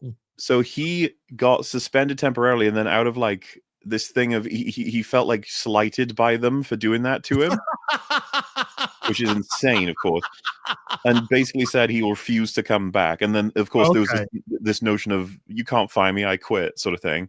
But the fans of the show decided to say like basically the show sucks without him, which is kind of funny. And so eventually they got him back. It took him like a year, but they got him back. And then after a month or so, he had this like breakdown on stream where he said, I can't do this. It's so humiliating. Like to just You've just realized it's humiliating. He was doing a stream where he was talking about whether or not someone else had called his wife ugly, and they were assessing whether or not she and he was just like, this is gross, like I shouldn't be doing this, and he just said like I can't do this anymore. I can't, he basically just said I gotta go, just out of, despite it paying really well, he couldn't do it anymore because of his pride. Isn't that insane? That's the most bizarre thing I've ever fucking heard. So he left, and then I think a few weeks later, Keemstar said he's quitting too. He doesn't want to be on the show anymore. So it was just Boogie.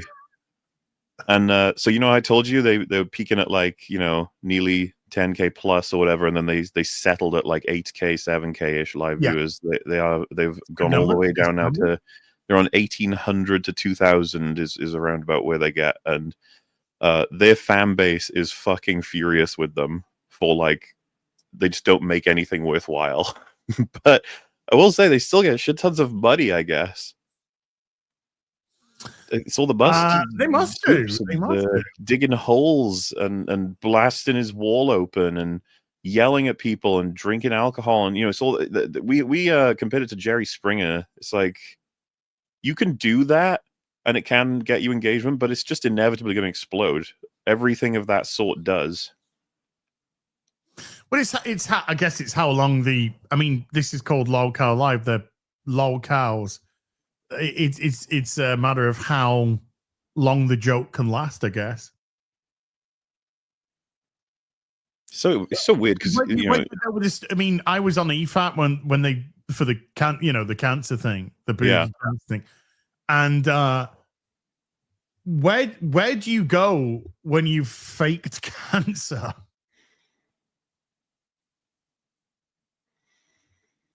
Or they're going to pretend to murder each other? It's going to pretend that the one's been fucking bumped off, and then 6 months later, oh look, hey! That's still the assumption that Boogie will fake his death. He did fake a story about killing a little girl. But yeah, faking his death is definitely an assumption. I literally said that as a joke. People want to go faking your death. Okay. No, I think it just makes sense with everything that Boogie, and you could imagine Boogie would say he did it because he wanted to see what everyone would say, or something like that. Oh, how would I be remembered? Yeah. But sure. Wings is like streaming on his own channel, and he's just he'll get this thing of you'll see these sort of comparisons of backs and forths, but it's just like, I don't know, man. Like you and I could, I guess, just do streams where we say if you pay us X amount of money, we'll do something humiliating. But like, how long can you do that for before? Well, no, but Yeah. I mean, in all fairness, we wouldn't know. Well, so that's why I say could, not would. Like, We do lots of different things, but you know, there's a difference. There's a huge difference there. But I don't know. Like, I'd see that as so much more humiliating than basically any other job that has like a menial task. It's unbelievable. Like you but I guess it is believable for Boogie. And maybe for DSP, they don't have that part of their brain that gets in the way of doing some really humiliating. You know, like there's just no dignity to speak of anyway. No pride in how you sort of you're viewed by the people or what influence you can have on them. Because it's like I said, it was too much for Wings of Redemption. He had to leave. That's nuts. Yeah. Speaking of nuts, is DSP. A couple times in the last week when people were asking me about it, particularly, Yes. for example, during my truck sim stream last week and stuff like that, I would like, listen, in general, I stay out of this stuff. I gave my opinions on it, basically publicly saying he's reacting to content that's out of context. No, 2 seconds. Yeah, I reviewed backward. This is correct. Yeah, we both did. We both did. We weren't in the show, nor did we have anything to do with the show. We literally reviewed it because the audience wanted to laugh at how terrible it is. So we weren't humiliating ourselves. The show was doing the humiliation. We were simply pointing out the humiliation. So I'm a little bit confused. Yeah, I feel like faking cancer versus like reviewing Batwoman. I feel like these are different things. A little bit. No, I get you. You might say, but because you reviewed Batgirl, the humiliation of talking about that show, maybe I could get to understand that. I don't know. I feel like we were doing the humiliating, weren't we? I'm pretty sure we were doing the humiliating. I'm pretty damn sure we were doing the humiliating. But or at least, like I said, I think we were just showing the humiliation of it. But sure. Yes. He'll believe it because he's meant to believe it based on the way that content is presented. It's all a conspiracy. It ain't fair, but what can I do? Yeah. You know, it's punching down. Yes. I have no way to defend myself against it because he has an insane audience. I don't. right. What do you? This is the weird thing with DSP.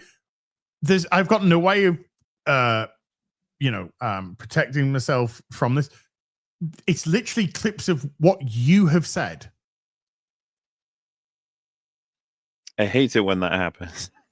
Yeah, I hate it when people clip what I said and then show others what I said. I've got no way of defending myself against that. Now, is Asmongold huge compared to DSP? Of course he is, in terms of viewership and whatnot. Of course he is. Is he punching down? No, he's literally just looked at content creators that are smaller in scope than DSP half the time, by the way. But do we ever believe that Asmongold's fan base didn't know about DSP before this? I'm sure that they're more than aware. He's a lot. He's like a mainstay of the internet. It's not like, the implication here is like, now that Asmongold's talked about it, and there's nothing DSP can do to defend himself because the audience is so overwhelming. It's like, bro, come on. Everyone knows about you already. Everyone knows that you're the lol cow. Yeah, I mean, when you think DSP, most people, if they've heard of him, will likely say, "Oh, isn't that the guy that jerked off on stream?" Yeah, and that was many years into his lol cowdom already, And I will say, I get that Chris Chan is the quintessential lol cow, but I still think DSP is like a follow-up that's very close second, especially with the internet lore. I think somebody says to Asmon later on, they says, "Would you do Chris Chan?" Right? Everything that I say gets misconstrued, gets misrepresented on the internet by my haters. Yes. Right. So I didn't think it was fair. I felt I was upset about it. I don't think that's fair that happens. But hey, what I did say is I don't care because I'm going to be doing my thing no matter what. It ain't going to hurt me in the long run. Every single person has done this. Every single person, it seems, will at some point. He's not the first big guy to talk shit about me.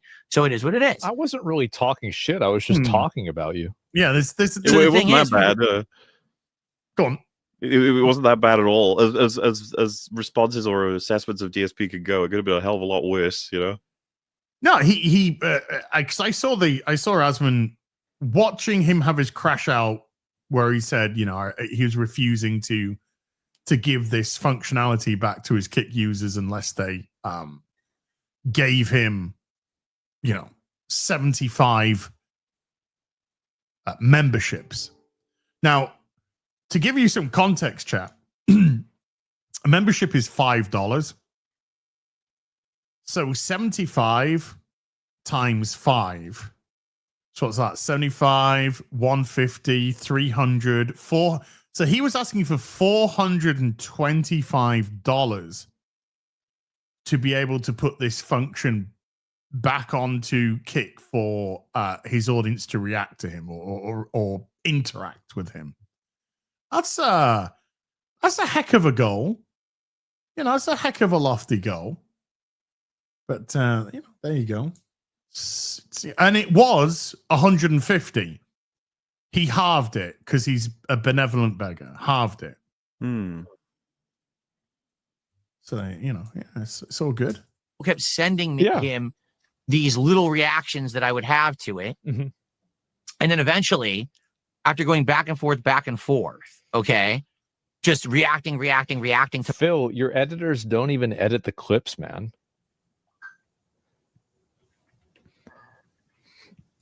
My stuff. I mean, will this count as out of context? I said the other day, Well, I mean, this is the look, right. Asmon's editorializing based on what DSP's saying, but this is a specific length of clip. This isn't an edited clip. This is just from DSP's channel. So can it? This is not out of context. This is literally. He's listening to him talk about in full context what he has missed. So now Asmon's surely got the context he needs, right? DSP, it's all good now. Of course. It's easy for this guy to just keep reacting to the detractor content, but then why doesn't he talk to the person? Why doesn't he watch the raw content? If he would just sit here and watch my podcast, sit here and watch me play a game, he would see what my stream actually is. Okay. And if you want to know the truth, I think what he would say is my content's boring. You probably not think that I'm that entertaining. It's only when you take the crash out moments, the times that I ask for contributions, and you put them together as like, oh, that's all Phil does. That's when you get that drama. But you have to admit that it is crazy that like every other day people make like a 30-minute compilation of you asking for money. Like, you really have to admit that's a lot of times that you've asked for money. But it is a daily event. This is just it. It's not like film does it. Let's say twice a week, he'll go into a 10-minute beg segment. It's every single day, and it's multiple times a day. And that's why his detractors have so much content, and they can clip it.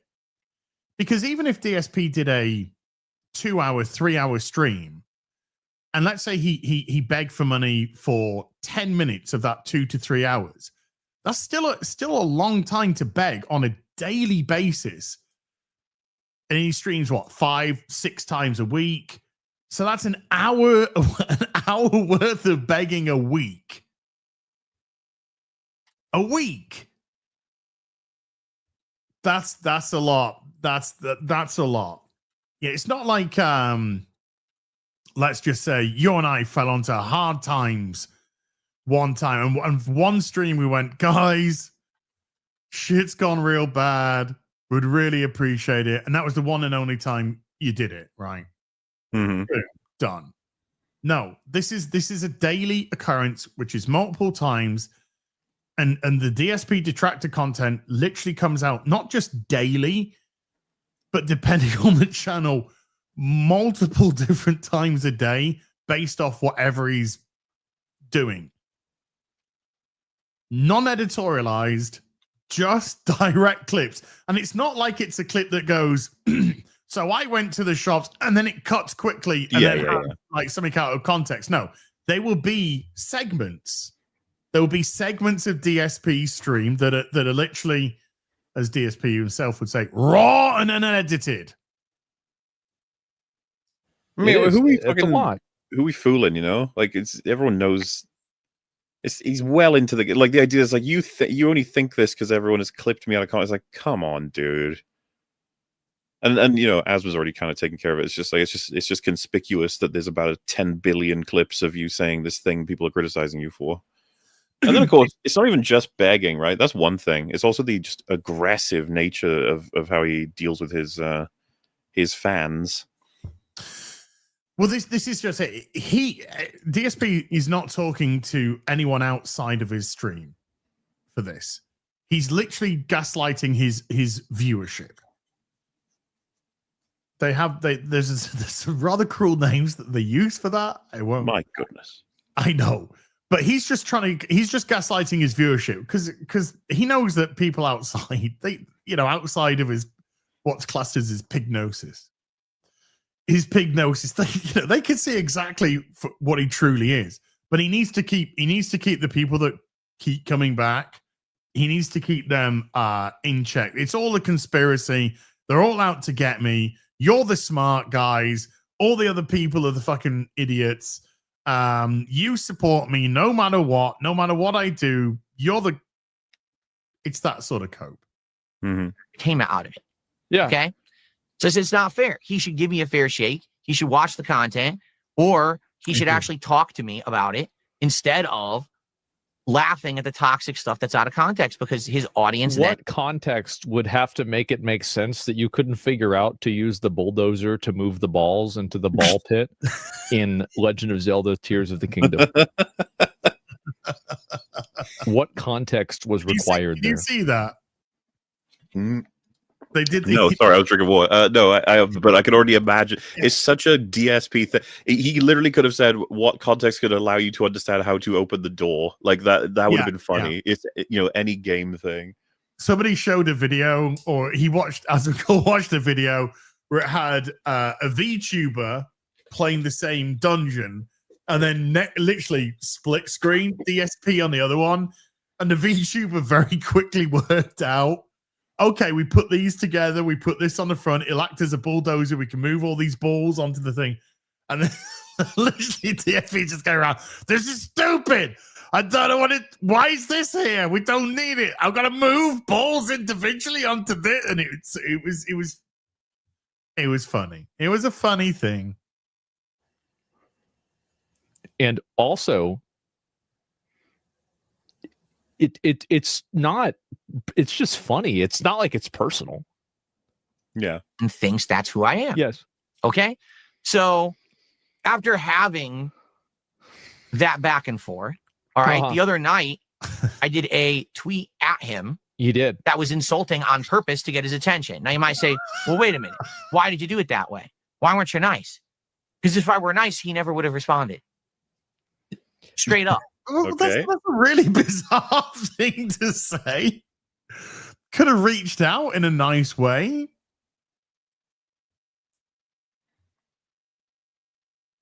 No, I got his attention. I remember when the whole business with myself and Actman was going down. I remember that Asmongold watched the video that Actman put out was like, I'm going to reveal everything, the DMs with Mauler and everything, whatever. He did that one, which was, pretty, I would say, damning video against him. And then I did a response to it. And Asman had watched the Actman's response. And then when I saw him do that, I DM'd Asmongold because we go back to the wild days. I haven't spoken to him in years, but we go back to the wild days. And I said to him, Zach, I put out response to this. And he got back to me. Yeah, actually got back to me real quick and was just like, yeah, he said, I've seen that. He said, I watched, he said off stream, I've like watched it. But I think, the Actman video was enough in itself, to be honest with you. So I think, oh, okay, cool. I didn't go, oi, Asman, you fucking cunt! I got a video! The only way to get attention. The only reason that I saw your tweet about me is the fact that it got reposted by the Yeet account. And you're right that I would not have seen your message because it didn't hit my messages. It didn't hit my message requests. It hit my spam folder. And I had to go all the way down into that in order to find the message. on the internet in the modern day is to be a dick. Mhm. So I tweeted at him basically saying, You hey, called me stop being a bitch. Yeah, sure. Read Okay. your DMs. Sure. And then I That's- sent him a don't DM. care. And I'm not going to read the DM word for word or anything, but to paraphrase, what I said in the DM was, hey, I'll say right up front, I'm apologize for being abrasive in that tweet, but I knew that sending it that way, people would send it to you to get your attention, so you'd actually read this DM. That if I didn't do it that way, you never would have. I'm not take this is I don't take this personally at all. Like I don't know who he thinks I am. Yeah. This is I'm not taking. I don't care. That's fine. Do you want to call me a bitch? I don't give a shit. Seen this. I think But he's anyway, from his own what I said to him was, you perspective. have all these misconceptions about me. You Yes. think I'm banned from Twitch? False. You think I'm poor? False. I have all these things, and this is the stuff that's propagated on the internet about me. Right. So, let's have a real discussion. If you have questions, if you have things that you have issue with me, why don't we just talk about it? Rather than you watch the detractor videos that will give you the skewed perspective, I can give you the answers you want. Okay. Right now, I can explain the whole situation of what happened with Twitch, and you would get it because I'm not banned. Right? No, So that's all I said. And then you were demonetized and couldn't make any money, so you shut your own account. Again, he's skirting. He's trying to focus on something that has a kernel of truth to avoid the rest of the stuff, the begging, the yada, the way that he was speaking to the Kick audience, yada yada yada. It's such deflection, but okay. By the way, he's coming on the stream. There you go. It's happening this week. Oh. Well, maybe. Yeah. Oh. There's. That's right. After he said this, we'll shut it down. Yesterday, people said, "Hey, Phil." Okay, so I think that's enough for that. So so DSP wanted it to be Monday or Tuesday, so either yesterday or today, to fit into his schedule, because DSP is the big streamer, and Asmongold must capitulate to his schedule of auditing his audience on a daily basis. Now, from what I can understand, Zach's busy. He's got a lot of shit on. So he said, it'll happen, but it'll happen when it happens. It might be this week if we can get it going. So now DSP's putting out a video going, well, it'd actually be better if next Monday or next Tuesday, so we can both hype it up. I don't think Asmongold's going to be doing hype videos. No, probably not. With DSP. But Asmongold said, okay, it's going to happen. He'll do his, we'll stream at the same time. And he's asked his audience on Reddit, I believe, to compile questions for DSP. So it's going to be very interesting to see what questions are selected or when that goes down. But that could be one of the funniest streams in history when it finally happens. And it'd be really interesting to get in on that one. But there you go. An event for the ages. Certainly in the chapters of DSP's journey on the internet. I don't think this is a wise move by Phil. Probably not, no. in the grand scale of things. Now, he's a pig roach, so it doesn't matter what happens. He'll end up still being able to stream to his regular audience. But I don't think he's going to be getting any influx of support, as he likes to say, his influx of support and whatnot. But yeah, a DSP versus Asmongold coming soon to a streaming platform near you. No one ever accused DSP of being wise. Oh, come on, man. Damn. Come on, man. Come on, man. Come on, man. Right, speaking of support, time to audit the chat as we go into the super chat segment. John Evans with a $5 says, Mola, since people want EFAP to cover Pixar movies and as a lead up to Toy Story 5, can you lads cover the first 3 movies between now and then? Probably not. What's more likely to happen is we'll do Toy Story 1 right before 5 comes out, just as a sort of, talk about why that movie is actually amazing and excellent, and It's a shame that Toy Story 5 looks like it's probably going to be as shit as Toy Story 4. But hallelujah. Pixar continuing their journey of destroying their legacy. Why not? Martino with a 20 Swisses. Hello, Martino. Nothing wrong with a bit of casual races. Hello. Mr. Taco Bout It with a $2 says, thoughts on the new Project Hail Mary trailer? I haven't seen the new one. No, I haven't seen the new trailer. I think it came out today. The trailers that I've seen so far, It's fine. It's fine. It's nothing egregious, but nothing that's exciting me. Looks cutesy. Minus 69er was 75 with a £10 says, Hail the Fellowship. Mauler, belated happy birthday. As other than Snake Eyes, who's your favorite G.I. Joe character, and Gary, who's not here today, have you seen any dead donkeys in Egypt? We'll ask him that next week, okay?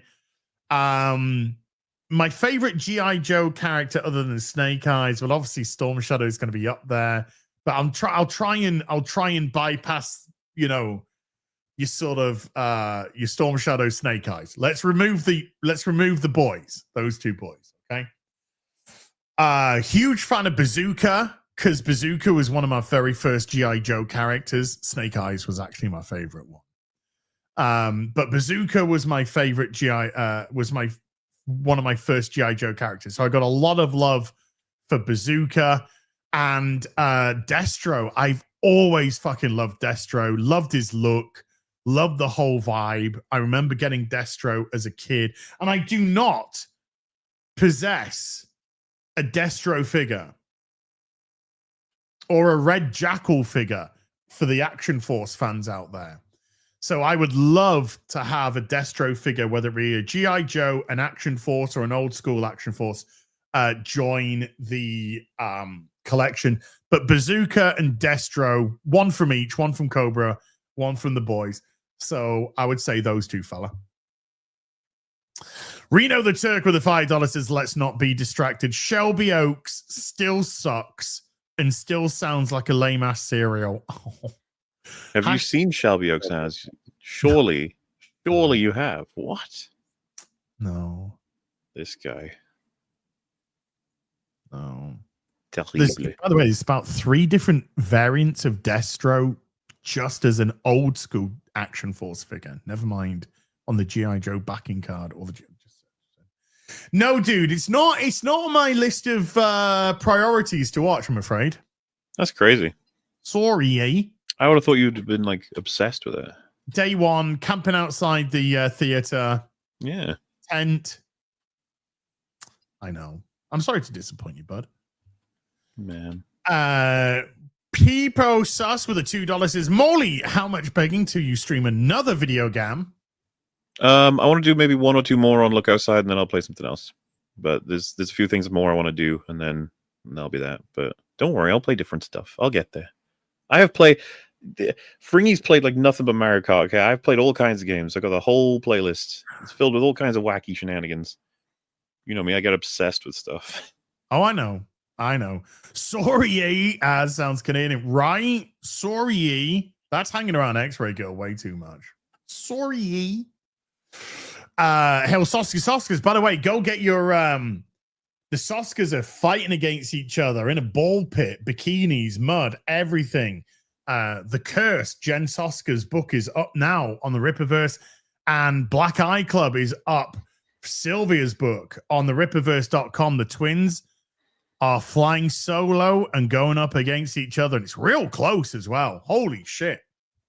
It's like 100 on the Rippaverse.com. Rippaverse.com. Go pick up your books right now. Their campaigns launched yesterday. Going real nice. Going real good. Acadia Geo 253 with a $10 says, Dear gents, 5 years ago today, I started a 27-day stint in the ICU with COVID. Nasty.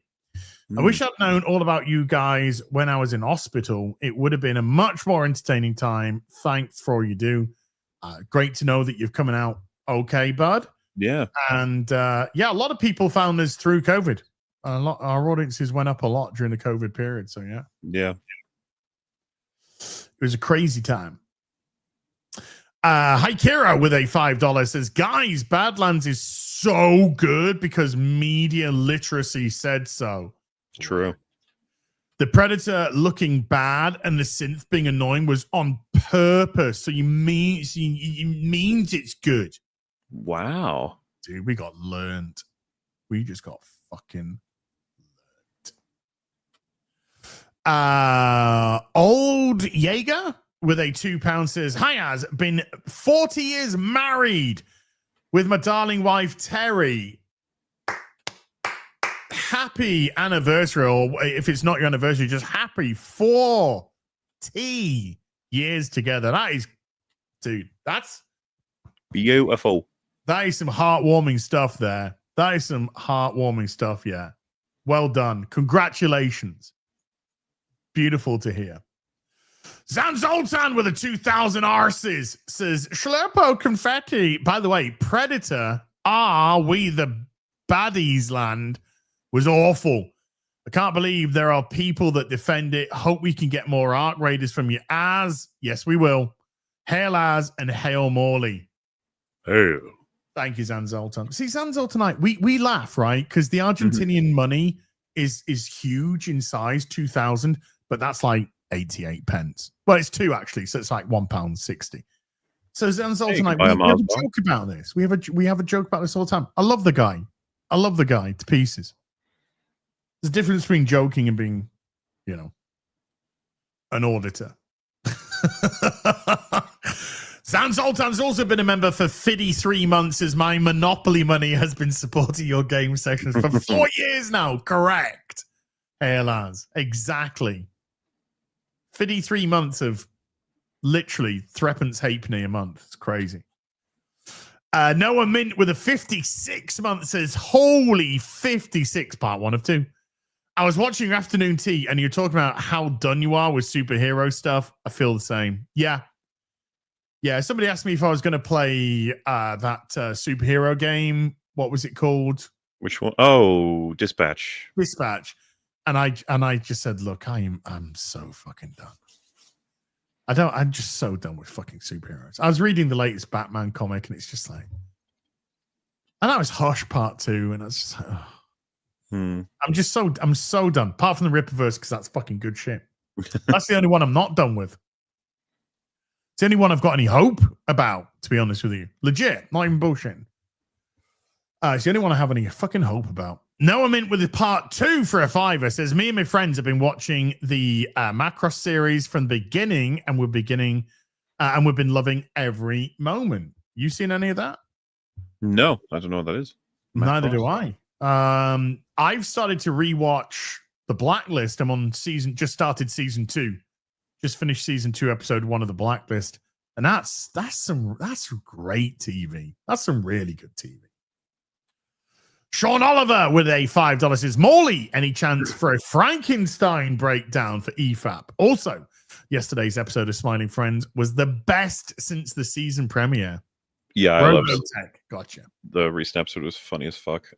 As for Frankenstein, probably not. I have seen it and I liked it, but I don't know that the team are passionate enough to want to do a breakdown of it. The way we kind of square a breakdown is that it needs to have at least one of the 4 of us is very invested.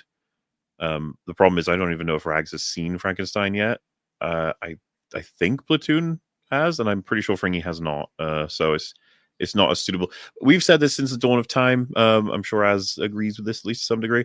Try to, focus on the stuff that you truly have that fire for, one way or another. Yeah. And I really like Guillermo del Toro. I love a lot of his movies, and Frankenstein's a really interesting story, but it just didn't hit me in that way. So I was kind of like, if nobody else on EFAB wants to push for it, then it's probably not going to happen. As in, like, the hosts, we try to stick to the stuff that we want to. Like, we did The Fly for Halloween. I adore that movie, the Cronenberg one. So even if all 3 of them were like, I don't want to cover that, I'd be like, yeah, but I do. So, Mikey Gusler with a $10 is currently in Islands of Adventure at Universal Studios, Orlando, Florida, Just got off the Spider-Man 3D ride, and it was fun. Dr. Zeusland is next. Morley, I see plenty of Chucky merch here. Hey, I'm assuming it's the Brad Dourif Chucky and not the Mark Hamill Chucky, because that's how it always works with this sort of shit. I stand by, despite Lilo and Stitch live action being incredibly successful, most of the merch I see for Lilo and Stitch is all from the animated film, not from the live action one. I wonder why. I know. El Nino with a 20 Canadian says, Rich Uncle Penny bags. I mean, $20 for a Canadian. I'll take that. Thank you. Dr. Schlurpo has been a member for 18 months. Thank you, Dr. Schlurpo. Jim Bent. Oh, Jim Bent. I don't know where that Bent came from. Jim. I don't know if the numbers. I don't know. Maybe I just wanted to say Bent. Jim782 with membership for 42 months. Brain, dude. It's a weird thing. That's Noah Mintz part 2. Gabriel Squall with a 2,000 R's says, I hear you like Argentinian pesos. So here you go. Have some more Argentinian pesos. Thank you, Gabriel. So he makes a nice little joke that's cost effective. WYFT42 has been a member for 21 months. Thank you. J Mac dropping a Super chat. My God. $100 super chat. I showed my daughter, she's 8, the Predator Badlands trailer. And although interested in all the critters, she asked me if the buff guy, Dutch, was in it. I told her no, and then asked if she wanted to watch it. She gave an apathetic nah and went back to coloring. Ah, beast! The correct take. Yes. Based take from your daughter there. And thank you for a big fat hundo there, Jay. You're a massive, massive contributor to a lot of people, so thank you. As is Wonky Eyebrow with a £2 says, I identify as a red super chat, bigots. Hail, fellas. I mean, that's fair enough. Got me there. Zan Zoltan dropping another 2,000 R's. Says, this is a moment I can write. But as saw you on the stream. Oh, wait. But as saw you on the stream on wasn't me. Bloody all right. Yeah. Fucking Argentinians going, come on. This is why we fucking keep flicking their bean every time they try and take the Falklands. Then he called you for Schlurpo. Wasn't me. Technically, I didn't broke the Schlurpo tax. So, yeah, I can say it wasn't me. Okay, whatever. I see. Whatever. Reaching there, man. Reaching. It wasn't me. I don't know. That wasn't me. I was thinking about that as well. Yeah. Bubba Doom with the $5 is Schlurpo tax is theft. That is correct. I mean, that's correct. I mean, someone's got to steal something. It's a smash and grab. Look, I tried to grift more, but this has been so broken. See, this has been so fucking broken. I'm just going to put Schlurpo. I don't think this is going to go through. No. Oh, wait. It did go through. Okay, that one did go through. But the last one didn't go through. And that was really trying to grift. And it didn't go through. So this is just minor grift. And Bubba Doom has been a member for 19 months as well. Bubba Doom, thank you. Dr. Schlurpo with the $5 says, Schlurpo, get back. I'm all right, Jack. Keep your hands off my stack. Okay, I felt like I was doing an Austin Powers thing there for a second. Perilosi?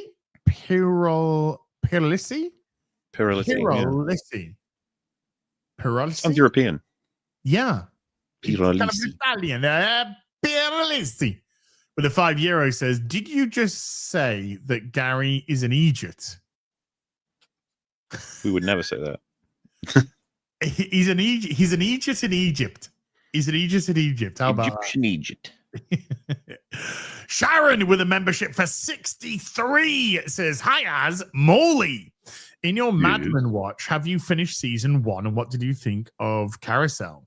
How do you feel about the characters and story writing of Mad Men versus what you've seen lately?" Let me find out quickly what Carousel, which episode that is. Okie dokie. If it's the penultimate episode of season 1, it's a season. Wait, sales. It's the Carousel's Mad Men refers to an iconic sales pitch in season 1. Oh, for the wheel slide projector. Yeah, no, that. I was really impressed with the backstory you find out about Don Draper. I thought it was excellent and quite bold as well. Like it went a bit further than a lot of TV shows might be willing to in terms of what he did, who he was, and who he is now.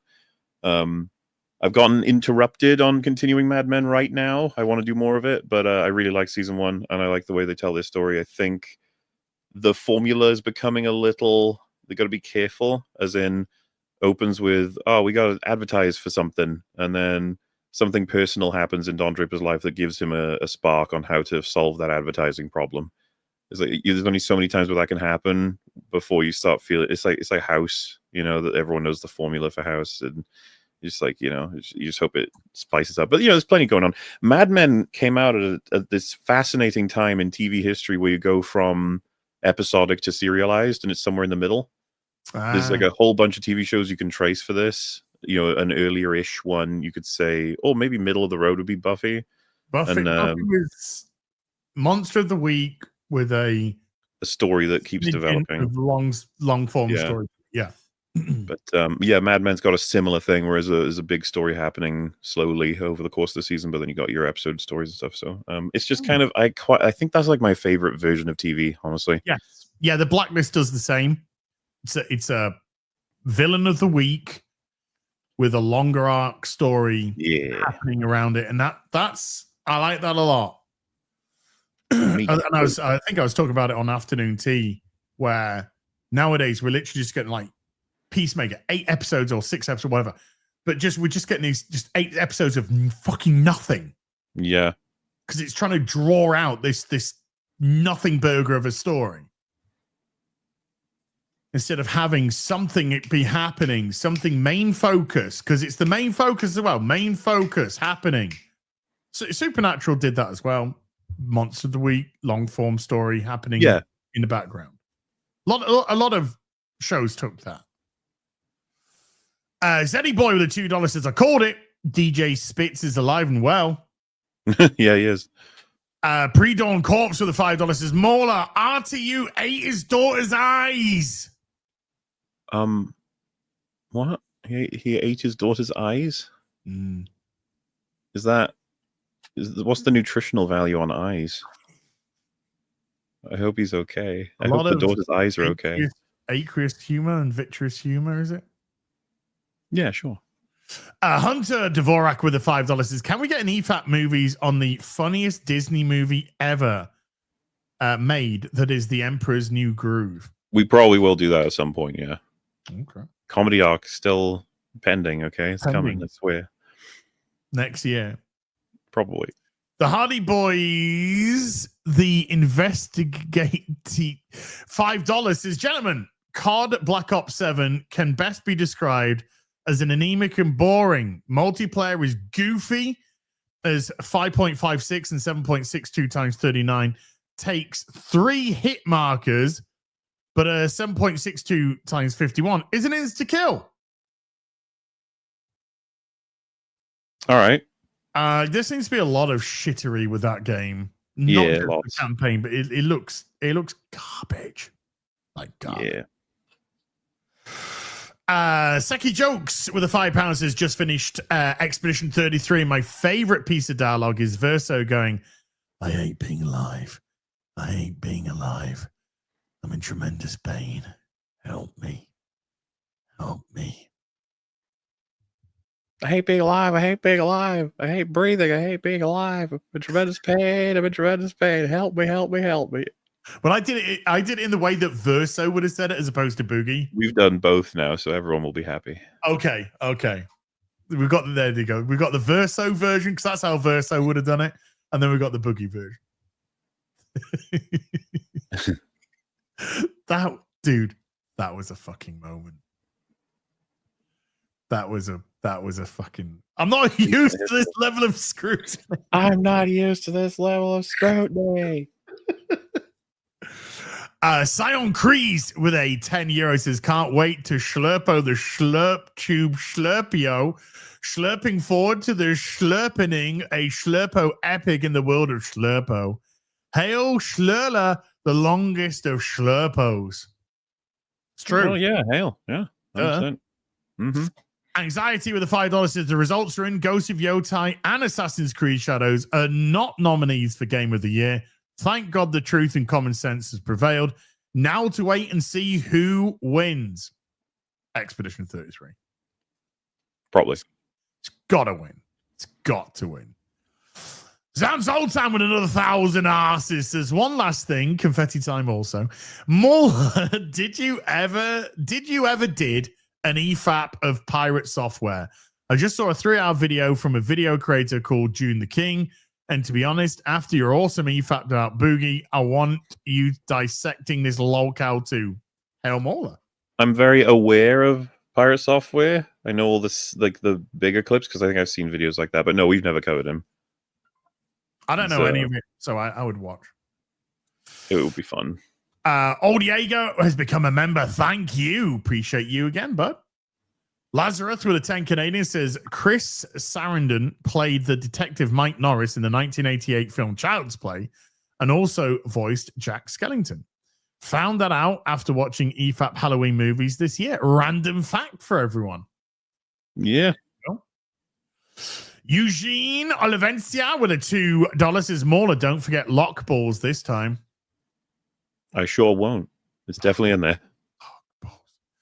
JJK 58174 with a 12 months says, guess I am just in time for the Veilguard trauma. How you guys doing? I'm recovered, you know. Yeah, I'm pretty recovered. It was rough, but we got there. We made it. Touch and go for a while there. Yeah, it was. It's true. Snacks with a $2 says Platoon Veilguard. Is it meant to be black? Is it meant to be black? Sack199 with a $2 says it's almost like you have your own opinions. Weird. That's crazy. Terrifying. God, don't say stuff like that. Nathan Cassidy with a $20 says, since I know you liked Expedition 33, I'd like to recommend Trails in the Sky first chapter. Beat it last night, and it's basically what Final Fantasy VII Remake should have been. Also, I've been having fun ratioing glazers for Badlands. Probably not. Actually, I was going to say that's probably not that difficult. It's crazy the amount of interaction I've seen on some of the most retarded posts about Badlands. Again, if they make the case of like Badlands is clearly good and loved by the box office, it's like, well, then I guess you're going to have to own that it wasn't very good and loved. Now, was it? But if you feign that you don't understand how the box office works... strategy. Yeah. Bone Apple Tea Party with a £2 says, Predator Birmingham does have a ring to it. Oh, fucking hell. There is a whole bunch of puns in that one. Run out of channel names with a $5 says, a quantum of solace is the smallest increment of peace. Excuse my tardiness. I mean, if it was a great film, that name probably wouldn't be a problem. Everyone would probably be fine with it, I guess.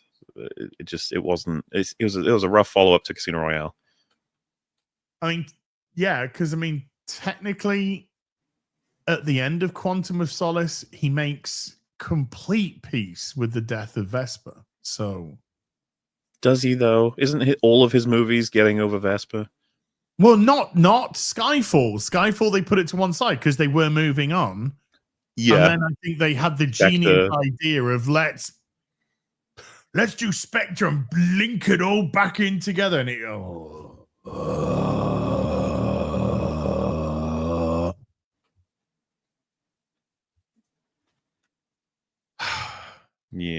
from Michigan with a $5 says, breaking Predator Badlands has made an astonishing quantum of profit, sources say. Quantum of profit. Dude, it's not going to go anywhere near that word profit. And I don't mean Mohammed. Sassy Saturdays Gaming with a £10 says, hey lads, can't wait for the new Video Mauler. Our animated Resident Evil 3 LP series took inspiration from EFAP's editing style. It'd be cool to see what you think. Great show, guys. Protect Schlurpo. I'd be interested in having a look at that.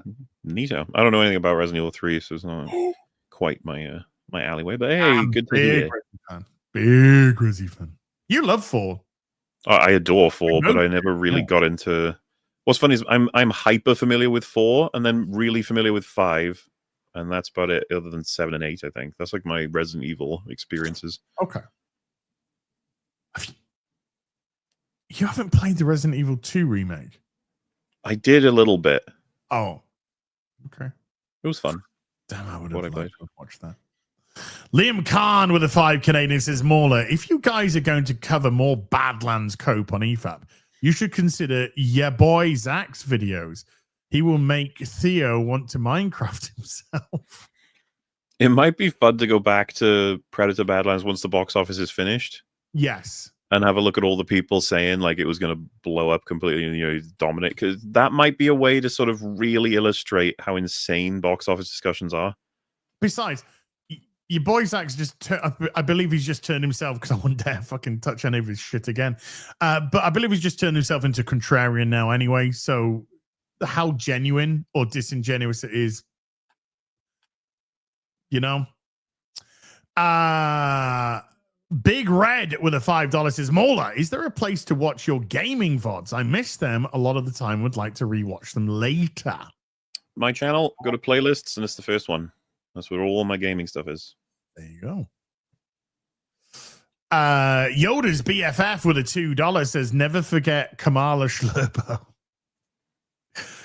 Model Bird has been a member for a month. Thank you, Model Bird. Pre-Dawn Corpses with a $5 says, as does Mauler know the tragedy of RTU's daughter's eyes? I really don't. His daughter got sick. I believe he agreed to the prescription of some medication for her, and it made her blind. Oh, that's horrible. I don't know if he'd know because he didn't visit her in hospital half the time. But there's a whole. The guy's a fucking dick anyway. The Hardy Boys, the investigate with a $2. It says, if EFAP is EFAP the grift cabal now, or still Toxic Brood? Yeah, we covered someone who calls people like Drinker and you and me and stuff griftly bears. And that he says he hunts griftly bears. He hunts them. He hunted. Dude, I recommend you check out the latest EFAP. It's already on Moolah. This guy we cover. He plays a clip of Drinker saying that, you know, the girl in Badlands babbles like she's got, you know, intense Tourette's, blah blah blah. He says something like that. Yeah, ADHD or something. Yeah, you know. The guy like stops the clip and he's like, "Critical Drinker so flippantly insults people with Tourette's. Tourette's is a disorder that needs to be taken seriously, and it's disgusting. And he doesn't even understand how Tourette's works. And he goes into this diatribe about what Tourette's is."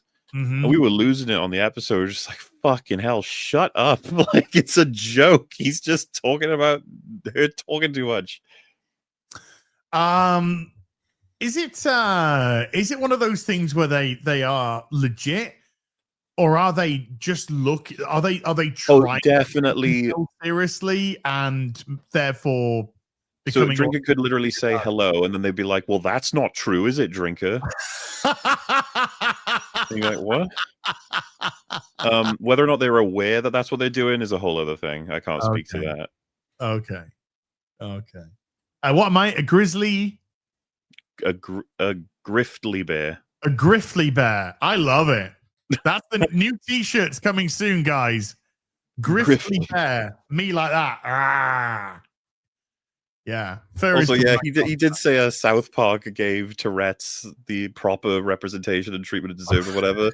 Have you seen the Tourette's episode of South Park? It is. We were just like, okay, buddy. Calm down there, bud. Calm down there, Like, buddy. The episode is Cartman realizing he could get away with swearing if he just says he has Tourette's. Yes. And the guy who has Tourette's in the episode, you'll be talking, he just goes, "Piss out my ass." Yeah. I still use that reference when if I got diarrhea, I'll say, "Chat, I literally got to go piss out my ass now." Yeah. Hold on, I've got to write this down I'm writing it down on the back of some brown tape so I don't forget. Griftly Bear. Griftly Bear, yeah. Griftly Bear. Okay, I'm gonna have a word with Eric. Let's see if we get a t-shirt going. Let's get design going for that. Boom. T-shirts coming. Griftly Bear. That drawing draws itself, right? Like the Griftly Bear.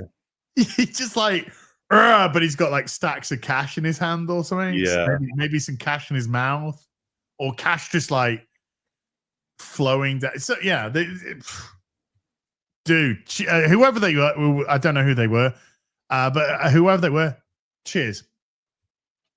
I'm gonna grift off that. Snacks with a $5 says, guy goes to see Badlands. He says, gee, this movie sucks. Gee, this movie sucks. The one other guy asks why he said it twice. He said he didn't. It was the echo. Oh. Good reference. Boobies. Josh Kelsey got a big pussy. Slapping a 20 on the counter. Thank you, Josh. Sorry, bud. I was just saying, geez, you got a big pussy. Because that's the quote. Wow. Yeah. I know that joke. Thank you, Josh. Love you, Josh. John Reyes with a €5 says, hello, Massives. Deep Rock Galaxy, or Galactic, sorry, would be an awesome game for Sunday Fun Day. Just don't let X-Ray Girl be the driller. Mauler knows why. We have looked at this. We've all kind of come to the conclusion that we're not feeling the vibe of it. So never say never, but it's not looking likely. It's not looking likely. Sorry. Solar Flare Dragoon with a 1-month membership. Thank you. John Platt with a 6-month membership says, hey, Lars Mauler and the mods and chat. I got a copy of Star Wars Outlaws for last Christmas. And because of the buggy state of this game, I still haven't played it. Oh.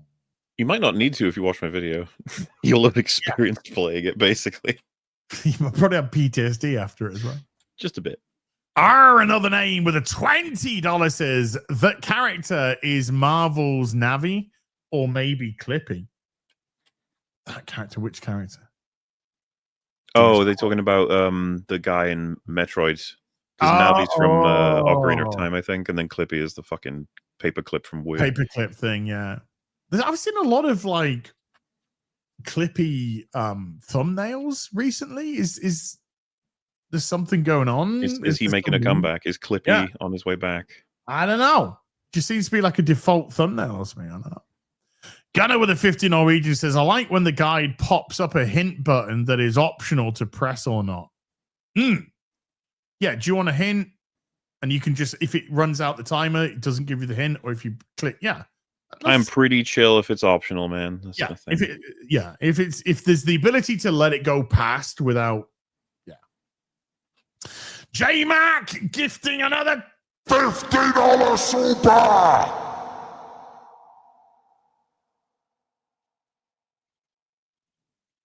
I wanted that echo to just resonate there. Final Fantasy VII had beautiful map painting environments, but they could be hard to navigate at times. Square had a great fix. If the player was lost on where to go, you could push select and a little hand would appear pointing to all exits. That is correct. Completely optional. We remember Dead Space, right? You press the button and the laser would direct you to the area they want you to go next. You don't have to press it. Yeah, the little guy. Yeah, There's been games that have, if you press the button, you can get the guiding lights. Mm-hmm. In The Witcher. In The Witcher could also do that as well. I know, something like that as well. But yeah, it's like, as long as there's the ability not to have it, I would rather have the ability to turn off yellow paint as well. If that was a system. Do you want yellow paint hints? No. I'll just fucking work it out. There's nothing wrong. I don't know. Anyway, I don't feel this way. But I don't feel there's anything wrong with going around exploring things and trying to do things and trial and error. But I don't know. Maybe that's just Sec 199 with a $2. The DSP put all the shapes in the same shape hole. Yeah. I love that meme. I do love that meme. Yeah. Particularly, it's the video game dev with all the different holes, the different shapes, and everyone just puts it straight into the fucking square hole every fucking time. They all fit. There you go. There's one. Ministry of Wrong Think with the $5 is just pointing out Predator Badlands literally follows the new exposition dumping sidekick strapped to the back trope. Well, it is sidekick expedition dump. Yeah. Because he doesn't speak English, so we have to know exactly what's going on in everybody's head at every time. Oh my God. Don't you guys even know media literacy? Oh my God. Literal literacy. Literacy? Kalioth with the $10 is the Ice Crown Citadel Festagut fight DSP check for guilds. Spent 2 months with my guild overcoming that, improving members. Now you log in and loot's handed to you. Why bother playing it? Those were great days. Festagut. Yeah, you had, but I mean, even in Naxxramas, you had which was the there was the the abominate. There's lots of fights which have been DSP, DPS, not DSP. Got it on the brain. DSP. DSP checks. Yeah, DSP would love some checks. DPS checks, and there's nothing wrong with DPS check fight once in you got your mechanic fights, and there's nothing wrong with having a DPS check. I think it's a legit strat. So that way, yes, you can see who where the DPS is coming from. Patchwork, thank you, Matt. Patchwork. Yeah, in Naxxramas, you had Patchwork, which was the DPS check fight there. So you could get some loot, give it to the members which just need a little bit more of a boost. It's a great way. It's a great way. Solomon Kane 66 has been a member for 20 months. Solomon Kane, thank you. Second legend with a $5 is Black Ops 7 campaign sucks. Zombies is same old. I have been having fun in multiplayer since they mostly removed the skill-based matchmaking. Yeah, mostly. They were going to be completely rid of it, but now they've added a little bit of it. So we'll see how that goes. Jitsaskima with a 11 euro says, hey, wait a minute. Heel versus and babyface are wrestling terms is as into wrestling. Realizations from a casual lurker. Yeah, I mean, yes. Is the quick answer is yes. It's a little bit more complex than that. But yeah, I do like wrestling, and yes, it is a purposeful name based off wrestling terminology because I'm very polarizing. A lot of people like me, a lot of people I knew won't like me, and I give the good and the bad. So heel and babyface seem to be a good representation of that. Zeddy Boy with a $2 says the negotiations were short. Beautiful. Gunnar with 100 Norwegian says the ideal negotiating mechanics Mauler described as what is in Kingdom Come Deliverance 2. The only tism there is that if you haggle through closing time, they'll start treating you as a trespasser. It might be fixed. Yeah, sometimes you need tweaks like that. But no, yeah, there's a couple of games that do way better on that front. And like I said, Outlaws is pretending to be a game. It's lying. Like Veilguard. That's definitely pretending to try and be a video game, but it's not. Yep. Who'd you pick with a $2? Says Kingdom Come Deliverance 2 or Expedition 33 for Game of the Year. I tried with I tried with Kingdom Come Deliverance 2. I couldn't get into it. I could not get into Kingdom Come Deliverance 2. So to me, Expedition 33. Bicker Baggy Bandeem with a £5 says, I kept thinking you were saying salmon cat, but you were actually saying salmon cat. Yes. So fair, yeah. But fair enough. We are Brits, you know, so we kind of merge it all. Not salmon cat. Salmon cat. Thunder Chicken with a $50 Famola. I don't see any game streams on your YouTube channel. Do you only stream on Twitch/Vomit? Please restream if you do. No stream on Twitch. Haven't done for years. I stream on YouTube, and you can find it on the playlists on my homepage. All my game stuff's in there. The Pally Dan with a $2 says, how do you miss calling it Pig Roach versus Roach King? Other people have. Second Legend with a $2 says, fine, Mauler, you got me. I just bought Look Outside. Boom. Again, I love it, but I understand if you don't. But you know, hopefully you have a lot of fun, because I did. The Book of Grudges with a $10 says, Asmon versus DSP equals Atomic Bomb versus Coughing Baby. Oh, I'd say snorting. But anyway, Magnum Norse with a $20 says, the moment the world exploded into full nuclear war was the day that Asmongold discovered DSP.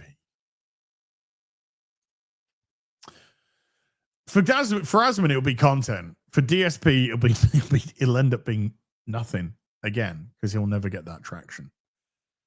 The best thing to happen to DSP was Kino, because Kino were trying to catch flies with honey. They'd seen that everybody had anyone that attempted to get adversarial with DSP, it kind of went nowhere, and it's been done so many times. So they clearly took the theory, what if we befriended him? What if we befriended him, tried to get content, that way? And who knows, it could be very beneficial for both of us. And DSP was literally just so boring, bad, annoying, trauma dumping on them behind the scenes that they tried everything, and they elevated him, and even they eventually just said, no, we've got to turn on this one. When he could have had the best run ever, because he was having a great surge. He was getting subs. He was getting lots of money. All he had to do was just be present. And he couldn't even do that. Feel to me, someone like him, it is inevitable. It's like, does he have any consistent, like, close friends or anything? No. I wouldn't have thought. He says he doesn't need friends. He's married. Okay. That's what he said. DB with a £2 says, they editorialized my hand action clip. Yes, DSP. Gunner 6674 with a 50 on Norwegian says, the rule for the internet drama: point at the poop, laugh at the poop, but never touch the poop. That's sage advice there, actually. Yeah, it's a good rule. That's why it's nice to just look in on this, be the one looking out, looking in. Aitken with a 47-month membership said, starting a new role today. Once again, feeling like I'm starting from scratch. Thanks to you all for being a touchstone during some uncertainty. Hey, dude, get back on it. Get back on that horse and ride it like Seabiscuit, mate. Black Kane with a $5 says, DSP is the whale carcass of YouTube. He sits rotting on the ocean floor while an entire ecosystem develops around and feeds off him. It's a way to put it. It is a way to put it. It's not wrong. Calioth with a $2 says, longtime fan of Iron Grenadiers, Destro Gold Chrome. Nice. I know, yeah. Chrome 111 has been a member for a month. Thank you. And Dark Hierophant has been a member for 19 months. Thank you. TJ Crink with a $2. It says, I watched Predator at the beginning of the stream. Okay. All right. Mikey Gustler with a $2 says, I just got you to something. Ooh. Oh my. Oh my. Thank you, Mikey. We love Mikey around these parts. Shakalaka King with a $5 says, Mauler, you see the Futurama hit and run demo yet? Looks great. Apologies if you answered this previously. Yeah, a few people have let me know. It looks really cool. I haven't played it myself, though. So this is essentially Simpsons hit and run? Yeah, but someone's, I guess, done like a full mod where they've replaced everything with Futurama stuff instead. So, okay. Looks pretty cool. Pretty cool. B-Buster with a 35 months says, Griftly plushie. Oh, that's a good idea, B-Buster. Might look into that one as well. Tilician or Tails, sort of maybe. With a 5 Australian says, Grizzly Bear. I picture a grizzly bear ex-happy merchant meme. Oh. Name doesn't matter with a $5 says, I have Tourette syndrome. I give drinker the Tourette pass for unlimited uses just to spite that guy. That dude can fuck off. Yeah, I think that's fair. He sounds like a doozy, that dude. Jesus Davila gifting a membership to the stream. Jesus, thank you. Book of Grudges with a $5 says, remember the guiding light in Shadow of the Colossus? Those were good days. Yeah, man. It's another example. Nathan Cassidy with a $5 says, the Griffly Bear should say, I'll grift a hurricane in honor of Jeremy Prime, a homosexual. Yes, he said that on a stream once. Lol. I'll grift a hurricane. Sounds like something Jeremy might say, actually.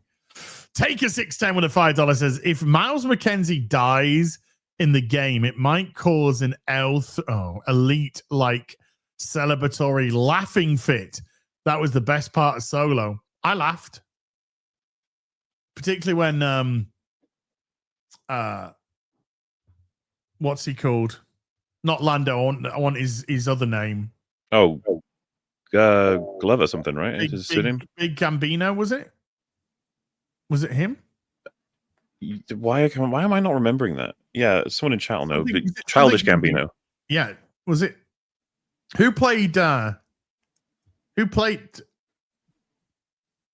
Gambino? Yeah, the funniest bit was when Childish Gambino is literally trying to drag the droid away, and it's just ripping apart.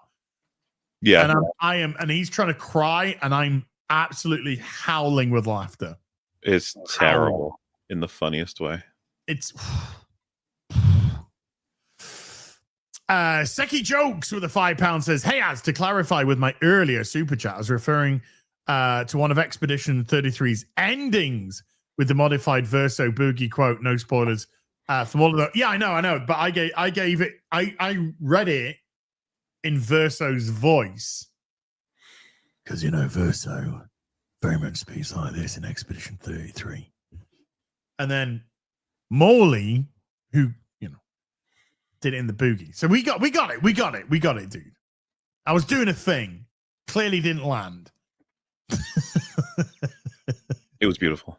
Thank you. I mean, I was actually quite impressed with my Verso accent, but I know. Anyway, TJ Crink with a $2 says, hey, look, listen. Look, listen. Jerry Snowden with a £2 says, congrats on finishing the video moves. Well, thank you. Coming soon. Speaking of finishing, giggity, that's what she said. We have gone through all the super duperies, 3 hours, 3 minutes. Pretty fucking good, eh? Not bad. And Lofty Pixels prolapsed PP. Oh my god. With a $5 as well, sliding or prolapsing at the end there. Okay. They're trying. And Shigami with a $10 says, Hail Azamola, long-time lurker. Have you guys checked out the game Abiotic Factor? It's a survival craft in the style of Half-Life. Worth a check. Here are some schlurpos. I have it. I have bought it. I have bought it. So I do have it in my library, but I haven't played it yet. I don't know that one, no. Yeah, I got it recommended for me, so I picked it up. It's pretty cheap. It's pretty cheap. Odin Limited with a 29-month membership. Thank you. And Schmeek Hits with a 2 Australian says, do the job. I'm doing the job. Oh my God. Calioth with the $2 says, Griffly Bear plushie in Schlurpo shirt / stacking paw. That's a lot. Oh, actually, I'm glad that I got a tinkle on my phone because I did get a PayPal tip as well from Meth Bear. Yeah, there you are. I was on it, Meth Bear. I was on it. I know he saw that. I was on it. Meth Bear PayPaling a £10 super. Said, Phil's a soft-ass cum-burping bitch. Scammed his own mum to use honeymoon money on Hogan's. That's WWE champions. Sitting in a rotting townhome. His toilet hasn't worked for years, apparently. With a cheating mum wife he doesn't love and uses as a shield. Fuck it up. Don't hold back, Meth Bear. We never would have found her restraining order unless he told us. Husband of the fucking year. Wow. Yeah, I mean, there's some DSP lore for you, but it's probably out of context though, Meth Bear. I mean, come on, let's be honest now. Meth Bear dropping the $2 says, PayPal. I got it, bud. I got it. Thank you. Griff Nizzle with a $5 says, no Gary results in surprising lack of interruptions. And here I thought it was Az's fault. I stand corrected. No, don't do him like that. We'd like to talk about shit. We all do it. We all do it. And Smig hit with a 2 Australia says, in Statham voice, mate, do the job. There you go. Is that better? I didn't know I was doing impressions. Do the job. There you go. Sounds good. In the Statham voice. Oh my God. Lofty Pixels prolapsed PP with a $5 is Schlurpo. And that, by the way, hit the okay, so that actually hit the teal goal. I think that's what they were trying to do, is to make sure that it's very nice of y'all. Yeah, it's a nice little thing. No more goals. Morley! Anything that you would like to plug before you go? We go. Not just you, but I'll be going as well. Well, just get ready. 29th of November, 1 p.m. British time. That's when that video starts, and it won't end until the following day. Awesome. I truly, honestly can't wait. I really can't wait. I think I'm going to have to do it over 2 days, but I'm going to smash through that video. Obviously, I'm genuinely just hoping people have fun with it. I think the main thing is to entertain, paste it, They're fun, they're informative, they're interesting, they're engaging. I look forward to watching one of your videos more than I do 90% of fucking TV shows and movies. Oh, thank you, man. I wish true. No bullshit. I wish things were better so that wouldn't be true, But you're turning, like most people say, like with the Batwoman and stuff like that, literally turning shit into gold. Well, I mean, yeah, that's our job. That's what we do every day, hopefully. Yeah.